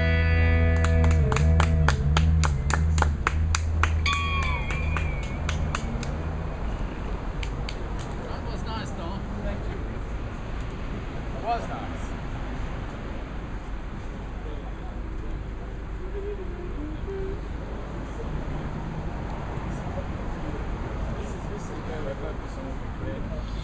This is another poem I wrote today. It's a new one. It's from another quote, another exercise I was pulling. So the quote is from Edgar Allan Poe, and he says, "Men have called me mad, but the question is not yet settled, whether madness is or is not the loftiest intelligence." This is my poem I wrote in response. "The madness of a mind wrought with complex emotions and outwardly worldly ideals can consume one so much so that the person might not appear excuse me, let me start over.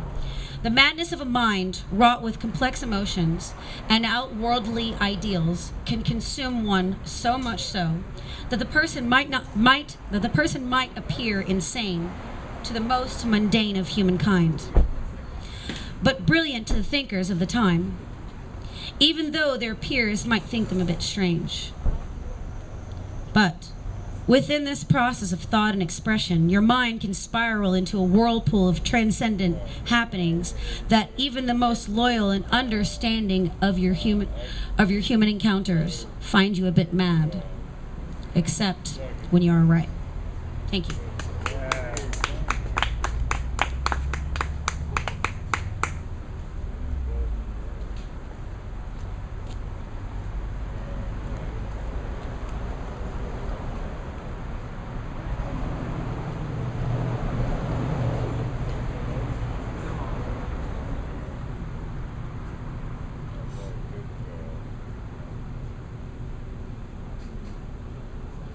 I have learned through much hard work in watching others the thrill of speaking, actually saying. It came from years of writing poetry and going to open mics.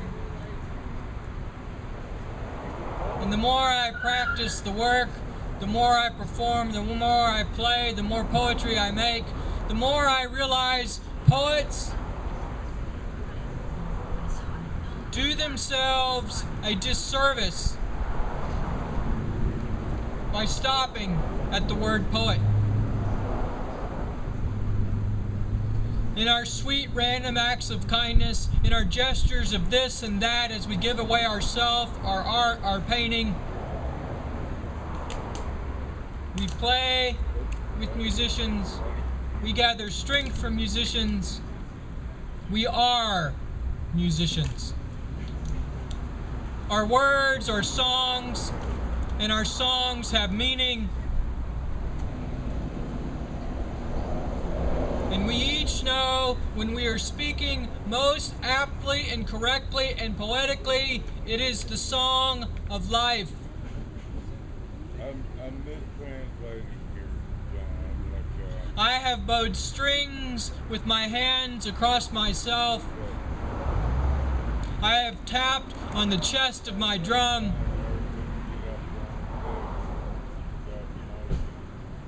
And I am glad to realize I am a musician even more than a poet.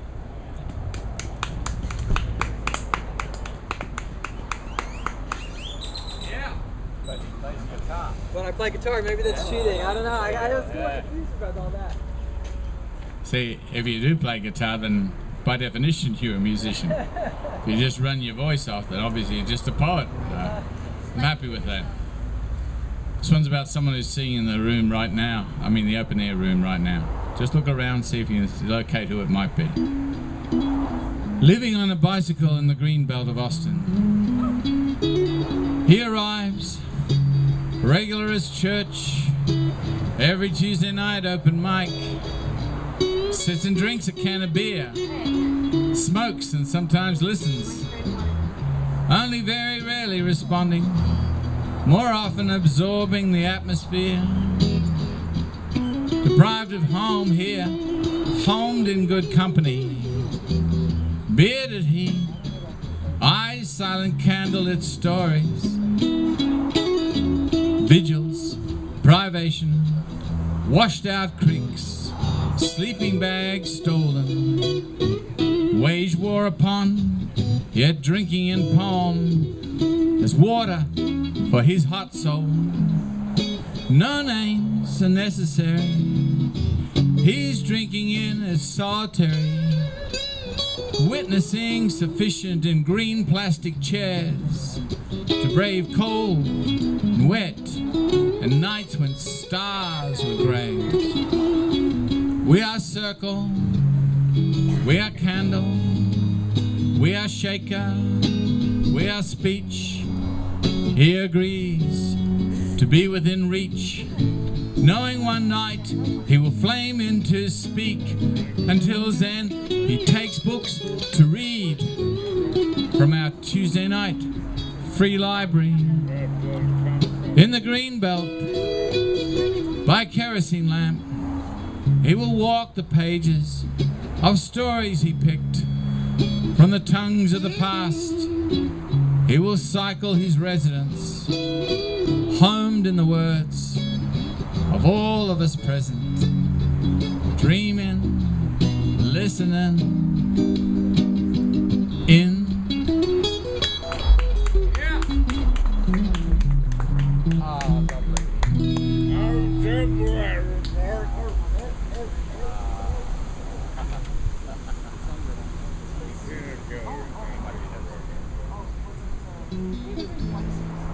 Oh, yeah, you gotta sing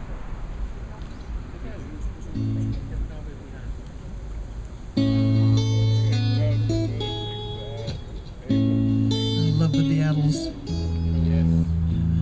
There are places I remember all my life, but some have changed, some forever, not for better. Some are gone and some remain. All those places have their meaning. With lovers and friends I still can recall. Some are dead, some are living. In my life I love them all.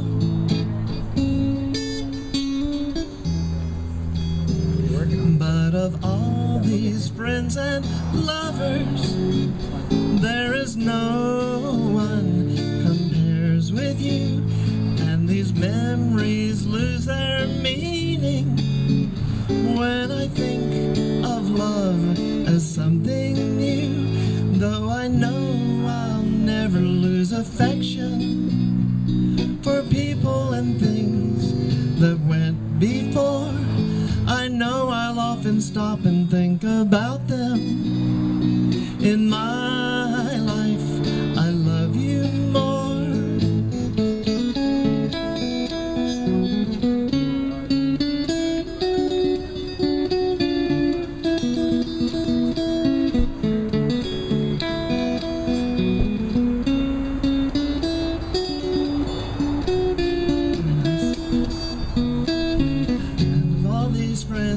Lovers, there's no one compares with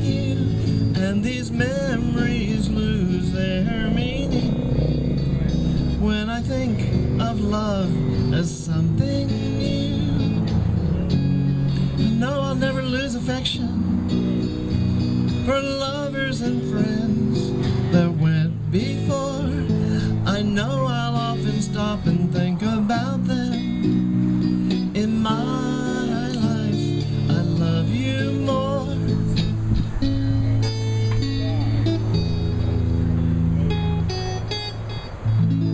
Thank you, Bogdan.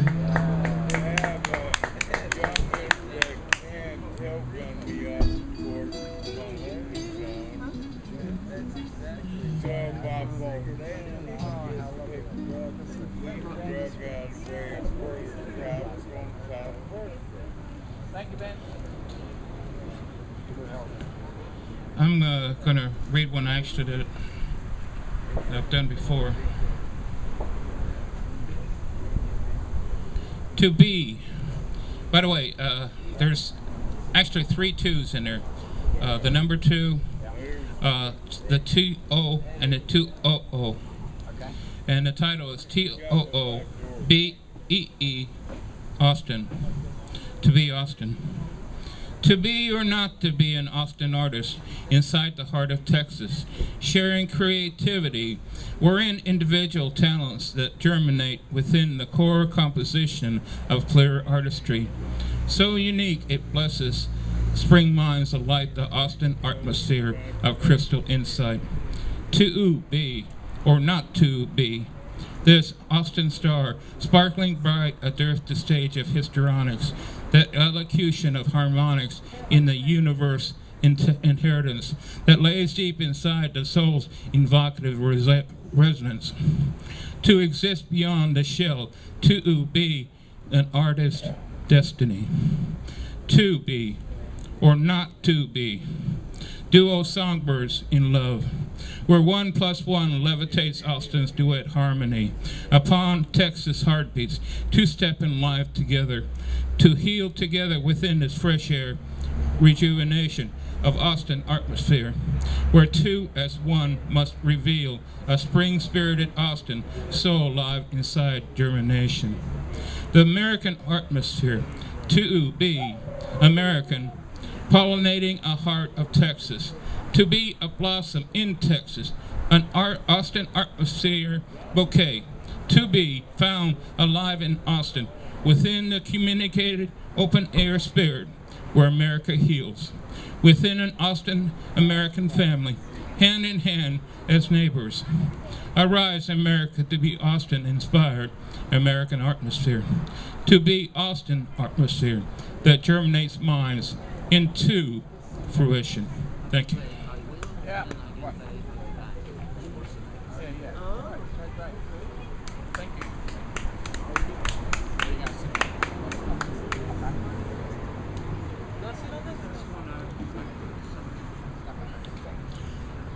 I've been homeless, and it was temporary, and it was not a great. Housing is fair, it ain't homeless. I've been homeless. I don't know about you, fucker. Anyway, Challenge. Urban outdoorsman. How would you have? we're in a squat, which means illegal occupation. And this one was down at Woolloomooloo, the bottom of King's Cross, which is where all the American sailors used to come when they were on party time from Vietnam. Down the bottom of King's Cross is Woolloomooloo. And we were squatting in this house called the Hobbit House. Rent? We had no money for rent. We had plenty of people there. It was great. But I'll never forget the guy who said he was the landlord banging on the door, asking us to go. There was only one of him. There were 14 of us. So it was a very sweet occasion. Another time, down by the Thames on the embankment, they had cardboard boxes for people to sleep in temporarily. And that was good. Another time, an army camp where it was £2 per bed per night. That was a bit too much, I thought. So went back to the youth hostel in Kensington. I only got robbed once. Homeless live amongst us. Where are they in softer skins? Tom Waits was asked to write a foreword for a book of portraits of the dispossessed. He wrote 30 poems. He sent them in, along images of those saints in skin. We see standing like Buddhas at every Austin intersection. Let them in? No, we are afraid. That's why apartheid limited number bunks nightly. Alleyways, creek beds, under bridges, behind bushes, fearing park police dispossession. There's enough room for everyone. Even little Jesus was given a manger and a stable in Bethlehem when South by Southwest came to the Holy Land. Always money for jails, none for those whose only home is none. Hard ground. Eventually we'll all be under it, ashes and bones. Can we be softer to our own homelessness? I had a friend who slept in the San Francisco park. He buried his clothes by day, slept in them by night. Another friend slept under Austin overpasses until the council workers hosed him out. Others sleep in city parks. Park police harass and destroy everything they own. I've slept in riverbeds until flash floods sweep away your sleeping bag. Every year we count the names of those missing. It grows larger as we grow smaller. Hey, Thom, we ain't all dead yet. That's for sure. You're still alive, babe. Yeah, maybe. On a good day. Better be. I don't know.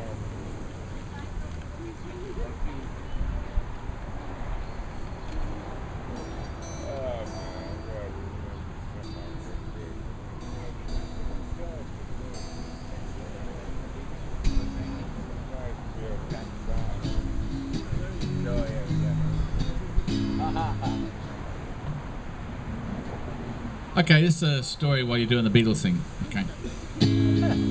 I had a friend once upon a time. He was a drummer. You know, drummers can be friends too.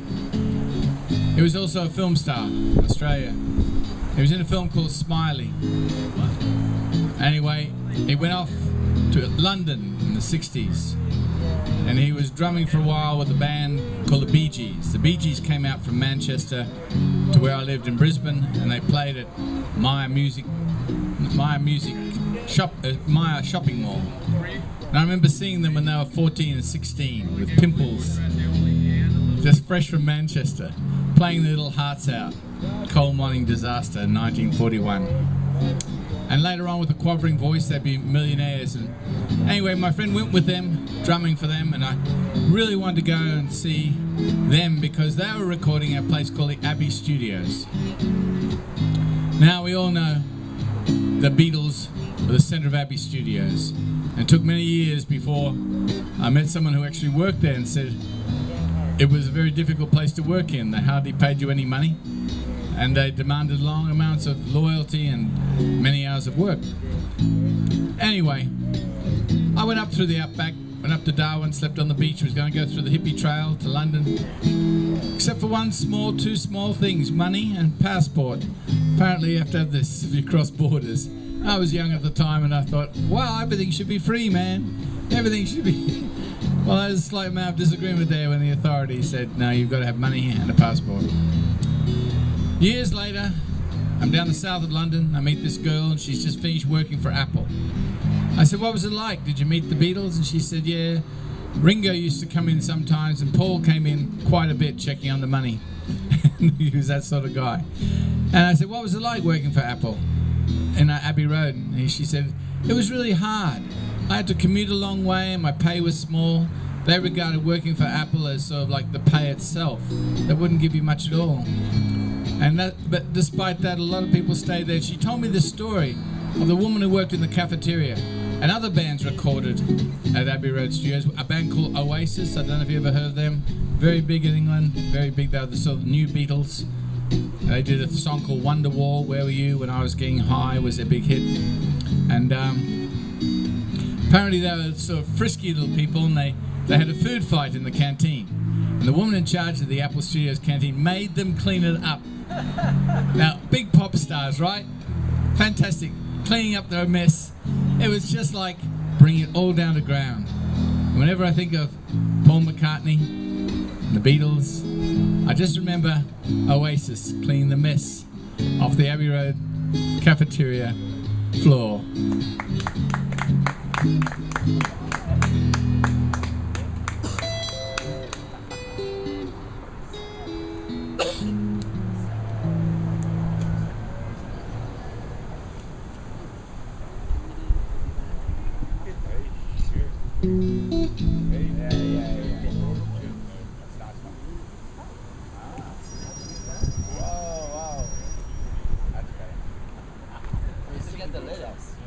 Quite.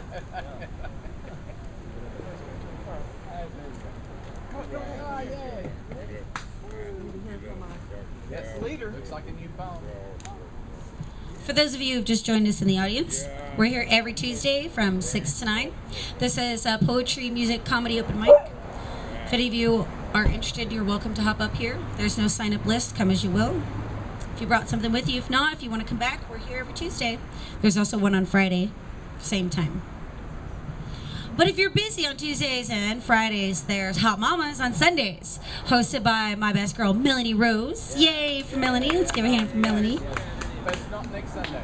There is not one next Sunday, but normally there is one on Sundays at Hot Mama's Cafe on Perdonellis and 7th. And it's from 3 to 6, so it's in the afternoon. It's also kid-friendly, so if you got kids, you can bring them. This is a poem that was written by a boy I had a crush on, who I dated. We had a crush on each other, and we dated briefly, but then he decided to go back to his ex-girlfriend. And funny thing was, we had talked about it before he decided. Because we were friends and we were dating. It was this kind of a long, kind of little romance thing that went over a couple months, and so we were friends too. And he was, really, we had talked about her prior and how much he had been in love with her and this and that. And he said, "Well, I don't know what to do." I said, "Well, you do whatever your heart tells you to do." And he did, and he regretted it, actually. I saw him a year later, and he told me, and I was pregnant with Xavier and in another relationship already, and he said he regretted it and that he had missed me while I was gone, but that was the decision he had made, and I haven't run into him again since. But he was a really sweet kid. His name was Justin Whitney, and he wrote this for me. The scene is bright with lazy shades of trees, of red leaves, of torn blue jeans. Things seem different under cloudy skies, windy days, rays of sun penetrate gray. Thank you.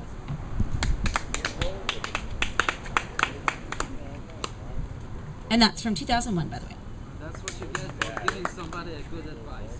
Yeah, good advice really costs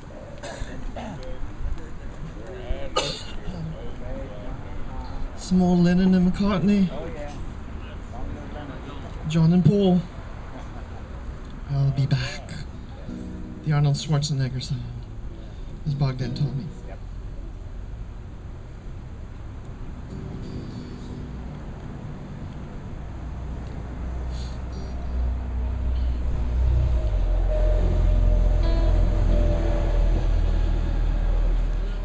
What happened to the...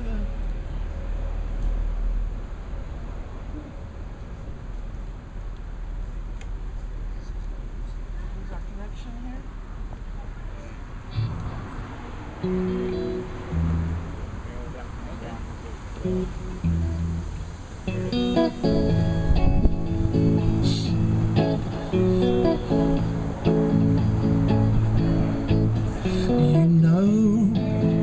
If you break my heart, I'll go, but I'll be back again.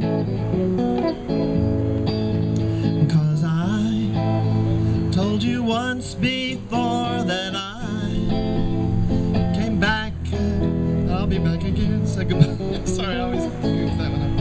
I love you so. I'm the one who wants you. Yes, I'm the one who wants you. Oh, oh, oh, you could find better things to do than to break my heart again. This time I will try to show that I'm not trying to pretend. I thought you would realize if I ran away from you that you would want me to, but I got a big surprise. Oh, oh, oh, you could find better things to do than to break my heart again. This time I will try to show that I'm not trying to pretend. I wanna go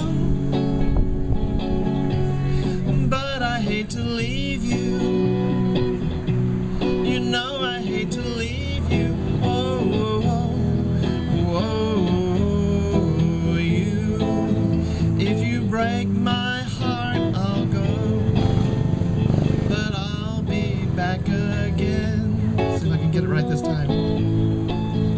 'Cause I told you once before goodbye, but I came back again. I love you so. I'm the one who wants you. Yes, I'm the one who wants you. Oh, oh, oh, you could find better things to do than to break my heart again. This time I will try to show that I'm not trying to pretend. I think it's time for an instrumental.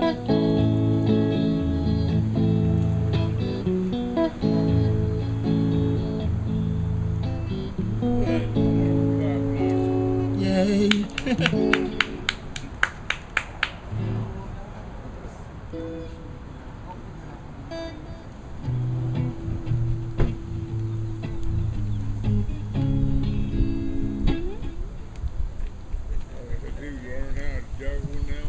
And as a reminder, it's just about 8:30.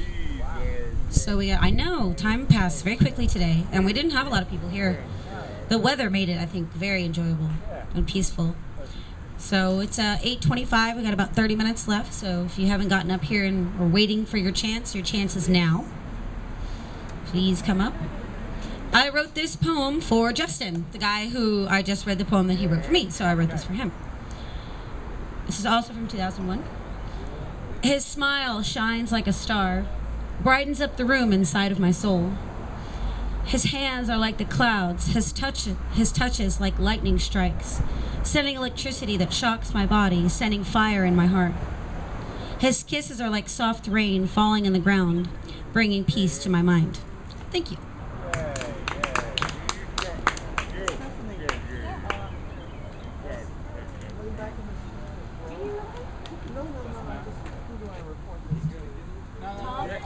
Well, we just came out with this brainstorm, and it's a collaboration called the Venomous Villainous. Feed me my venom of fireballing whiskey, and I will be your flickering firefly forever. Twisting, blistering, venomous villainous, slinging sacrilegious sabers with her sinister tongue. Scrumptious, sassy lassie with a heart-melting smooch, fell from the sky with divinely dangerous curves.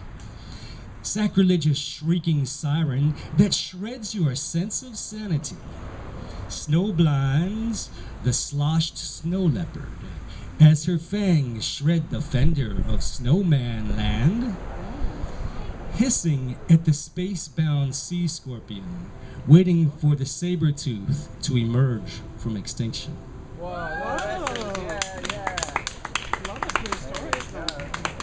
Hey, can I work without a microphone? Alright, it's like either turn up yours, 'cause I ain't jumping up there speaking no damn electronics. And, you know, it's like there's many interesting, intelligent lunatics around this circle every Tuesday night around here. Okay, and I'm just goddamn urban outdoorsman. Those bucks on the left to right if you're looking the other way. God bless you, but trains all get derailed. Can I babble? All right. Go be The rest of us do, why not?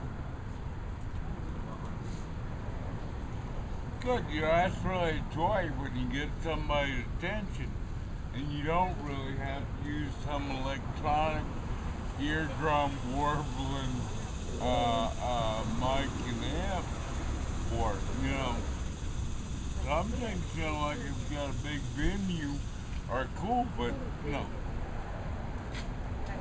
I mean, shit, there's nobody ain't further from this distance that can't turn up their ears. in case I find an intelligent brainborn somewhere.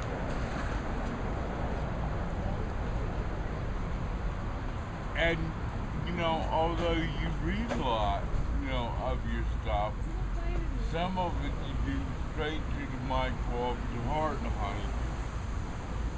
You know, I do pay attention once in a while.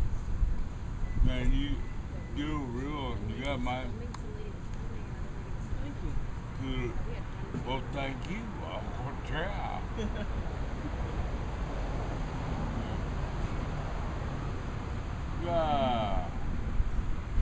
South Austin. Condo bondage going up everywhere.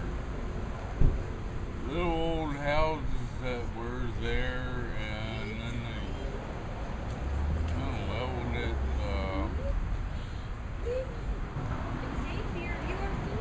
And waiting for the, you know, put up this like damn near zero lot lines and turn up to the only thing plumbing and electric. It's a grief I have about this particular neighborhood that it's been such a nice place for so many years, but and I was quit my bloody mind. Forget it. You know, it's like, but next time you see a house and something and get Jesus Christ, how do I get off this? I'm sorry. Forgive me. I'm dumb.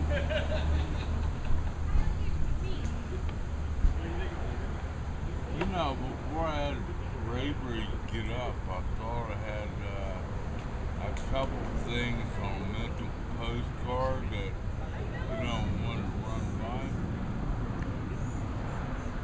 Dang, my train of thought got derailed.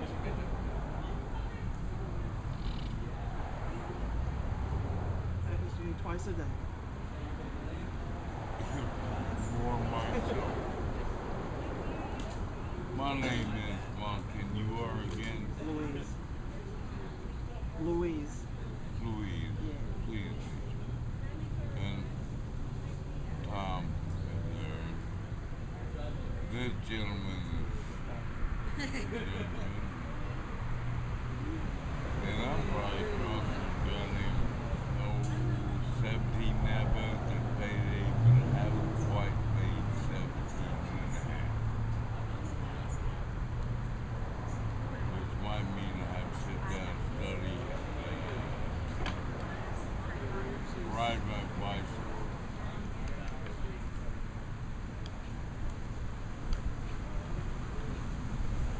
I don't know why I'm bad at it.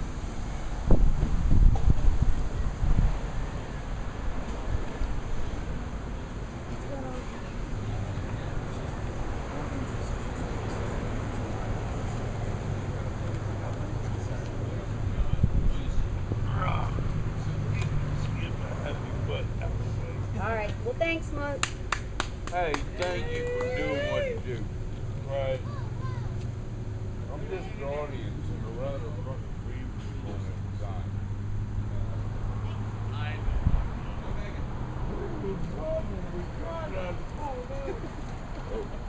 Forward. I remember Wiggles. Well, I'll tell you what, staggered I am.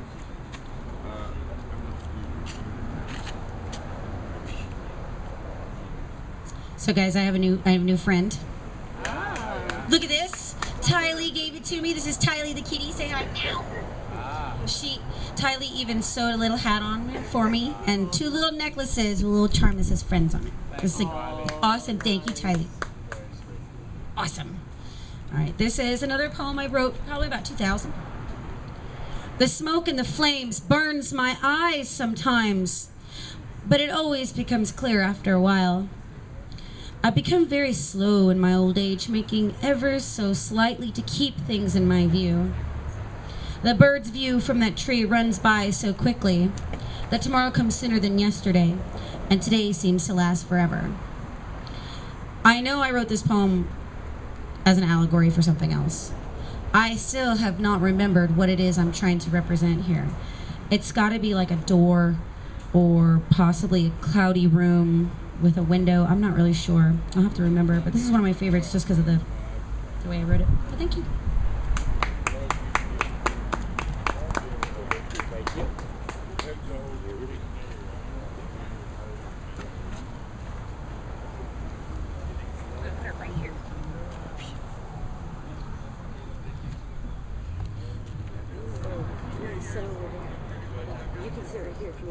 This is something I wrote in 2008. It's called Words Gravity. The shadow moans the willow reeds of winding tides. The grains flow among glass echoes, raining divide. On spring thaw crystal's womb cries earthen bearing birth. Gravity pours loud among light waves rippling girth. The pendulum sways like a sharpened grandfather clock. Weather ring, antique razor blade edge. Further down it lowers on weight of past reflections. Hatchet wondering block, last gasp of inflection. The shades bemoans the widow's web of ending ebbs. The granules gravestone polished fading epitaph. Where willow weeps its sorrow furrowed autograph. On shelving binding fibers that read post-mortem. Thank you. Yeah.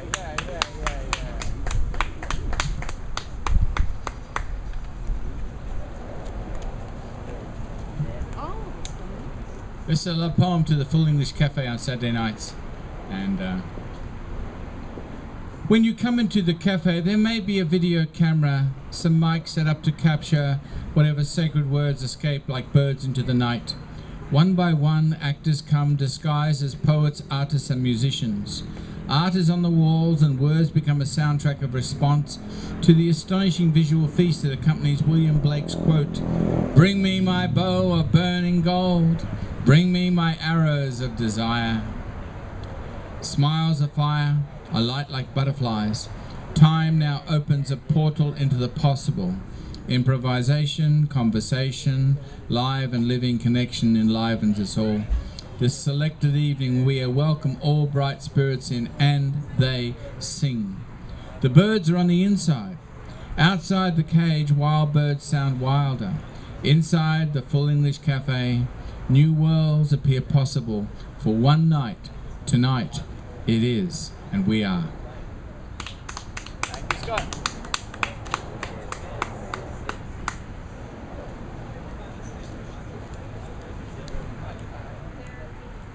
It's almost 9 o'clock and it's not dark yet.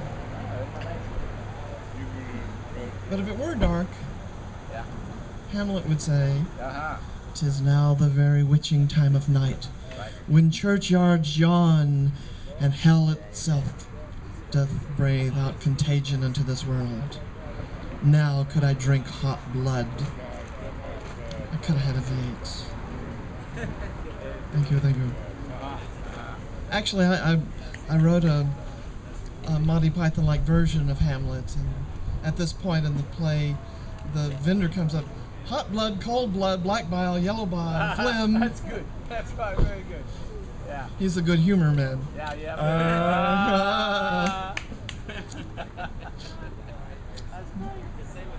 Yeah, they did it at Capital City Playhouse in 1991. Yes. There is a willow, grows slant a brook.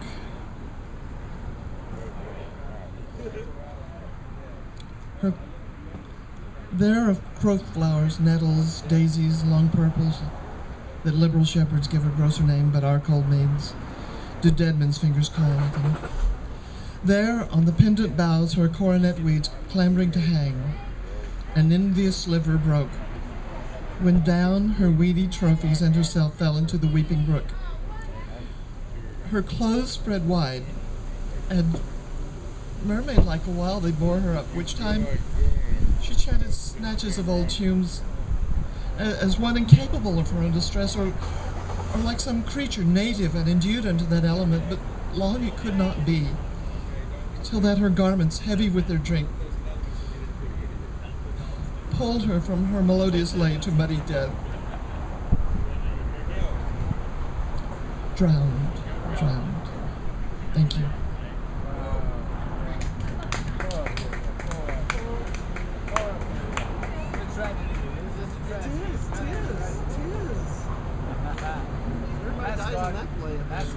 Yeah, the kitty, his name is Bree, I found out. Bree.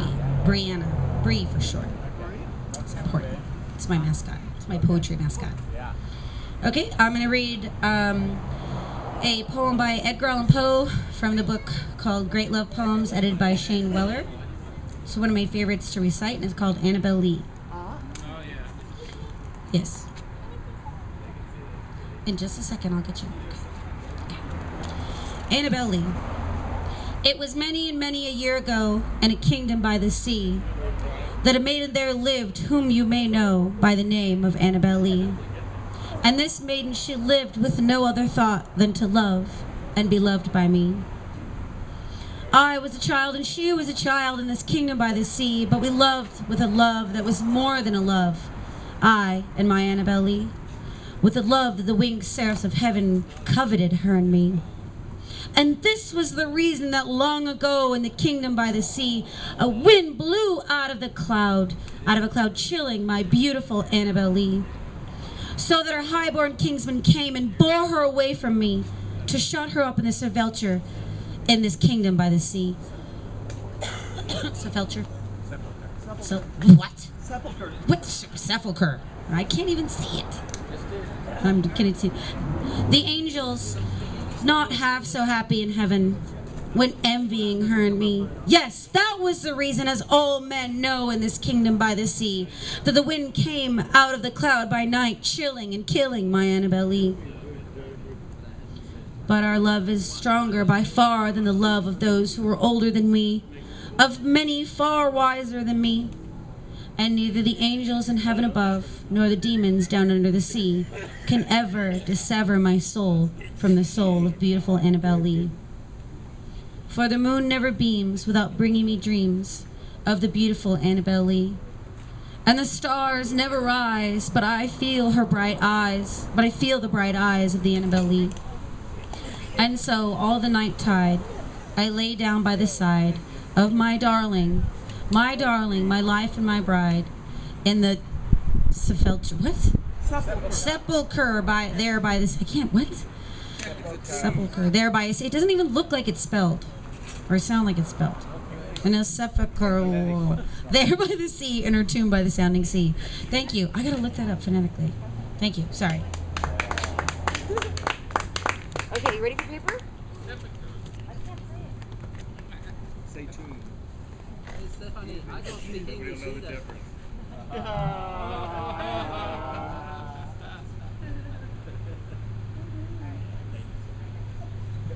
As we drift off tonight, I'm reminded of drifting off to sleep itself. As the little frayed ends of thought wander out, each to some unknown star. In them, our meaning and our care were given like events of a day. And we are calm, we are at ease, knowing we will rest. Let us do so away from this as we would from a day, with the complete ease that a child carries. Can there be something grander than that? To be at ease and to let others be at ease. It's part of the pot. We have seen so many things this evening. This is but one of them. Let it be quietly and sweetly you go to sleep tonight and forget all else. If that is your moment, carry it forward too. Thank you, guys.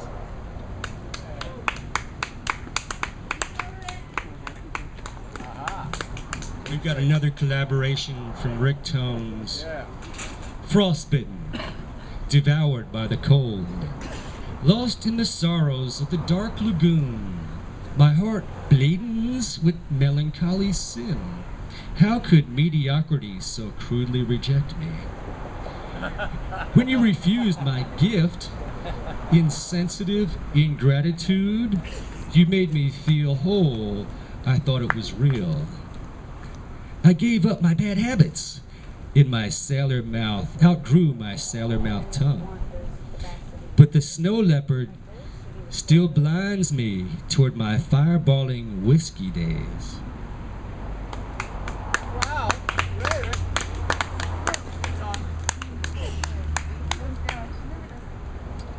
Okay, everyone. Everyone stand and sing our state song. You all know it, of course. Texas, our Texas, all hail the mighty state. Texas, our Texas, so wonderful, so great.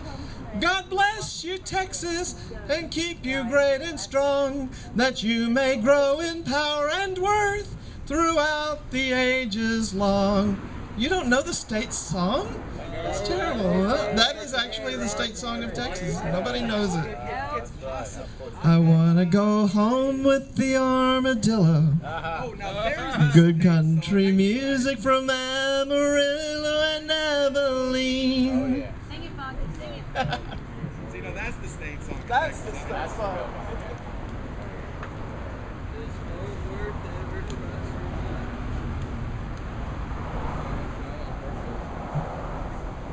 I like the fact you made shit up and shared it with us tonight.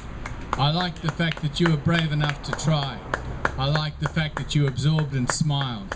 I like the fact that you made music with Muse. I like the fact that you read new things from this afternoon. I like the fact that you took texts and bent them and weaved them. I like the fact that you made things up on the spot, brave and vulnerable. I like the fact that you were listening. I like the fact that we actually got away with tonight with no deaths and no injuries. No bruised egos. Everyone walks away floating on air until we come back to the next open mic, which is soon. Saturday night is, of course, Full English Cafe and also Expressions. Sunday is not Hot Mamas because they're closed for renovations, but it is Kick Butt. And the Monday after that is, of course, back with the fantastic Headhunters. And Saturday? It is Full English Also, Cafe.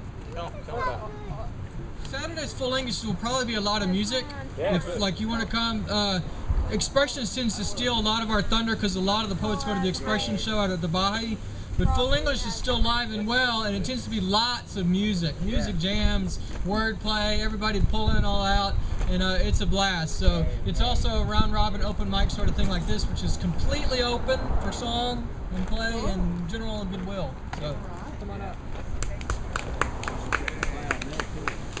Thank you, Stephanie. You are welcome. Yeah, it's gorgeous. So we got about 15 minutes left, guys. So make your way up here if you can. I'm going to read a couple quotes that I put in this book a couple of years. This book is from 2001 as well. This is an Irish blessing. May the road rise to meet you. May the wind be always at your back. May the sun shine warm upon your face. The rain fall swift upon your fields. And until we meet again, may God hold you in the palm of his hand. And that's to all you guys this evening. Thank you. And this one is by Kabir. Don't go outside your house to see the flowers, my friend. Don't bother with that excursion. Inside your body there are flowers. One flower has 1,000 petals. That will do for a place to sit. Sitting there you will have a glimpse of beauty inside the body and out of it be for gardens and after gardens. Thank you.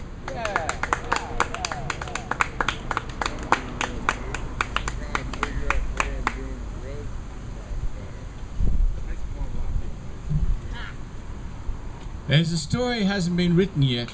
It's what you're going to write when you go home, maybe. If your dreams tap you on the shoulder and say, don't forget.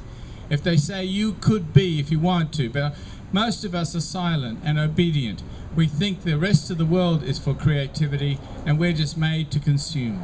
We're not. We are creative producers. We are interactive dancers. We are not virtual. We are as real as you choose to be. The next stream is on you. Like a true content provider. Very good. One of my very first albums, maybe one of the first ones I bought for myself, was a Peter Palmieri album called In the Wind. Of course, it had Blowing in the Wind and several other things. And I don't really usually like apocalyptic songs and movies and things like that. But I kind of like this one. Everybody's gonna pray on the very last day. When they hear that bell ring the world away, everybody's gonna pray to the heavens on the judgment day.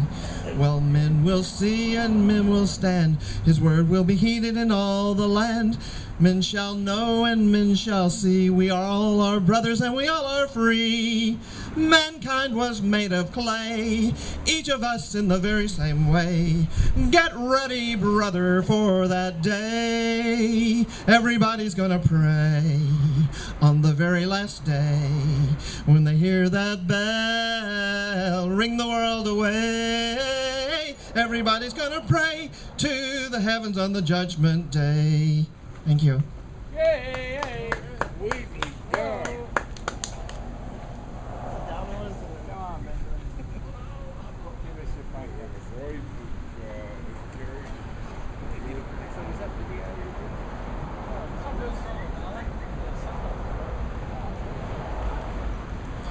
Whenever I write something, I always put a date to it. This is something I wrote this month.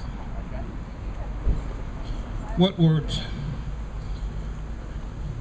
What words will weather time whole, while others dissolve instantly?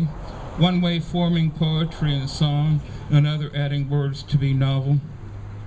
Words different as desert and desert. Others the same form to tear a material that today, that material to be used to wipe teardrops. Words are needed to record history, being used to communicate among us, that in appreciating painting and music, they express a difference within subjects. The I, him, her, we, you, us, and them, in past, future, present tense transitions, sharing singularity to plurality depositions. That universe within our mind's own creation, sharing the fruition of words bearing procreation, inner seed that germinates within thought processes, among wordplay that blossoms ripe on expressions, of enlightened germination onto future generations, in planting seeds along a time continuum universe.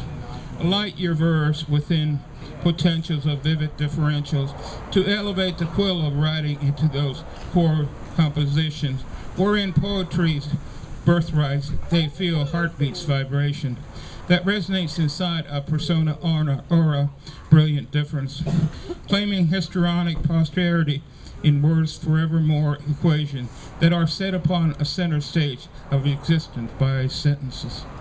We are that space of time that must claim our soul's penetration. God-given gifts, we the people, we are creative evolution, evolving evolution, bearing this declaration of independence deed within word revolutions, using them, those PowerPoint pen skills that inspire individual inspiration to rein in the gravity weight of character's true grit of determination. What words in your lifetime terse? What words in your lifetime terse worth? Thank you.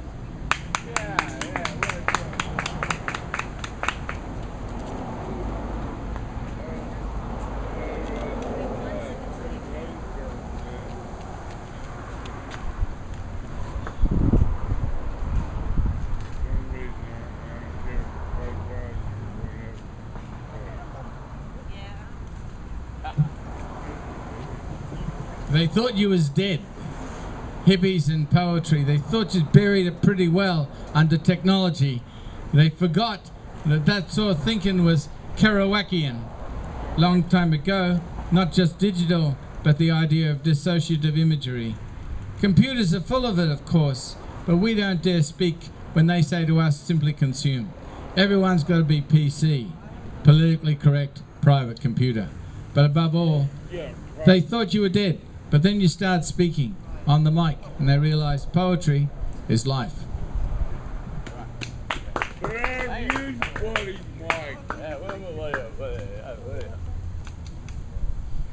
Read 2 poems. Kind of really, but not really. This one I wrote a couple of years ago. I recently dedicated to a friend of mine, Emily. It goes like this. Sad songs of a siren pact, singing sweetly, calling for her music man, dancing petite mermaid in the ocean, singing her sad song, swimming in time with the melancholy tune, wishing, waiting, hoping that one day her sad poisonous tune will lure the right catch right into her arms. Until then, ships will crash and men will perish. Until one day, one stays. Thank you.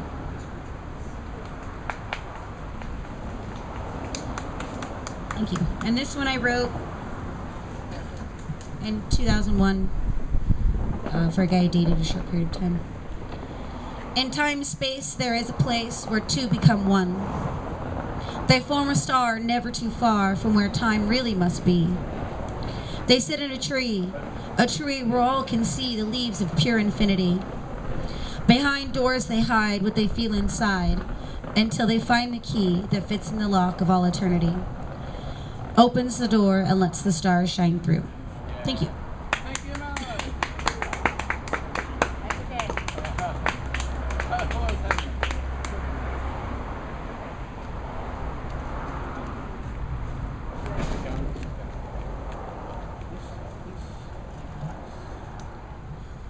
If anything justifies life, it's life itself. Love and art and people fade oblivious. Depths of waters conceal no hidden meaning than core affords, hollow and obvious, coloured by moods, lost in logic signs. We kill closed categories before we know it all. Why are we so imprisoned? If images collide, knock against your walled life. If wings are clipped without your knowing. If reason fails for want of words, there seems no cure. Find what you know, return to it. More seems lost than is preserved in your own rhythms. Hold tight to those with whom you share your hopes. Because a poem is just a small bird, delicate as a coloured second that flies like a kite, lives in your shadow skin, dies when the light of day, sun or words is cast upon to melt its meaning. We are, despite all, still alive. Join us above all things now. Can you sing with us? Can you sing?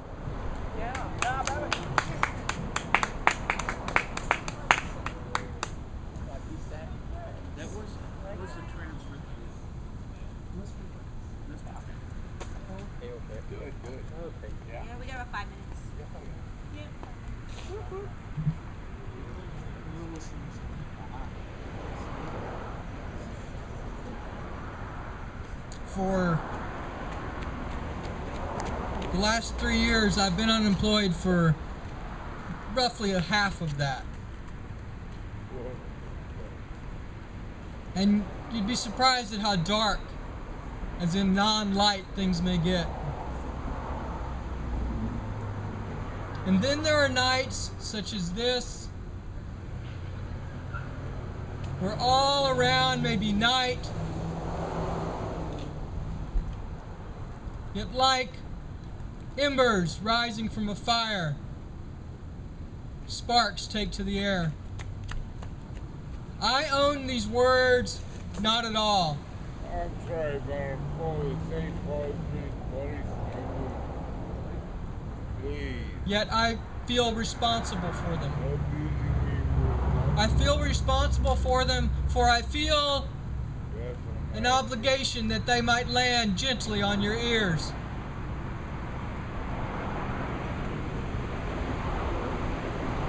Two days ago I saw a fly land on my knee, and it did not move. It did not waggle its tongue. It did not clean its feet. It sat, wrapped in attention, wondering why I would be so at peace. Let that little light, a little spark, and perhaps this line. Years ago, I went to a Buddhist retreat with a friend. Many of us live each day as if it were our last. Let this play in your mind for a moment. I have shared it with Tom's friend Alexandria Krasinski, and she seems mildly interested. So perhaps it'll be interest you too. It took her 2 emails to get the point, but live not each day as if it were your last, but rather live each day as if it were to last forever. When you rise, the world begins. When you slough off your physical form at night, eternity ends. What I have found in me, it has brought peace and patience. That might have been the best thing all night. Not me, the children.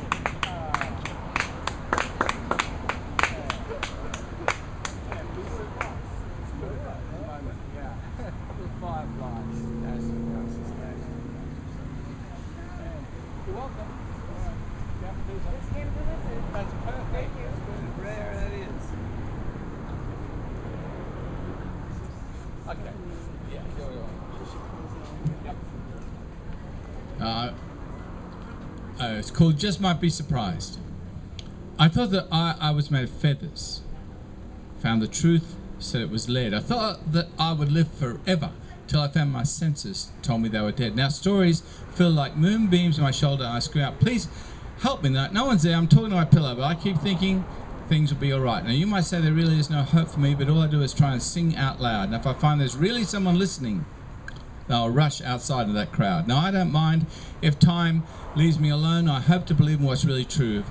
If there's no hope, then find me hoping. If nothing's moving, find me something to move. I have no hopes beyond that hoping. I have no dreams beyond this dreaming man. So in this voyage lies intrinsic meaning. And when I travel, I find out where I am. Now if all these words don't mean much to you, and you think that poems are simply lies, just walk out on that highway. Just walk out there tonight, and you might find you just might be surprised.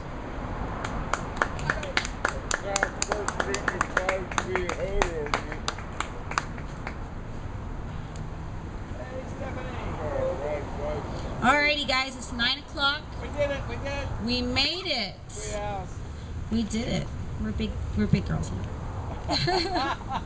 Speak for yourself.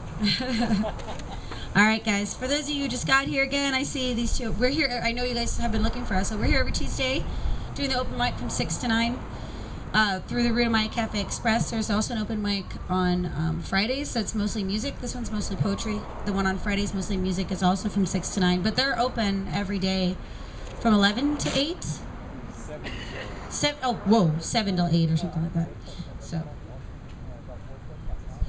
if anybody has a chance to go out this Saturday at the Baha'i Center, it's on E.M. Franklin, 2205. There's an open mic. It's June as a Woman. Well, it's not an open mic. It's a feature, and then there's an open mic to follow right afterwards. The doors open at 6. It starts at 7. Louise is going to be a feature there this Saturday. Yay, Louise! Woo! We're very proud of her. She's going to wow them with her iPod-ness. And I can't even do a pad or whatever it is.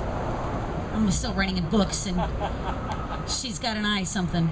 I don't even plug it in. I can't even plug my book into something and play music at the same time. I gotta can you play for me, dude? She comes prepared. All right, I read this today.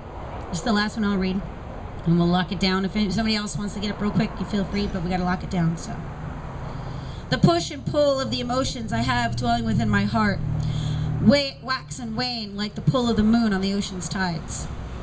The sand holding pretty little shells, all unique, yet sharing similar qualities. Yet the water will grab one, wash it out to sea, yet not hold it for long in her loving, calming waters as myself. I pull a man close to my heart, hold him in my warm, loving heart, give them care, ease them calming into my ocean, calmly into my ocean. Then push them out like the wave washing the shell it held so dear back into the golden gleaming sand. As I grab another man to the ocean, as the ocean will grab another shell, the constant movement, not allowing anyone to stay for too long. Thank you. Yay! Yeah. Thank you, Stephanie.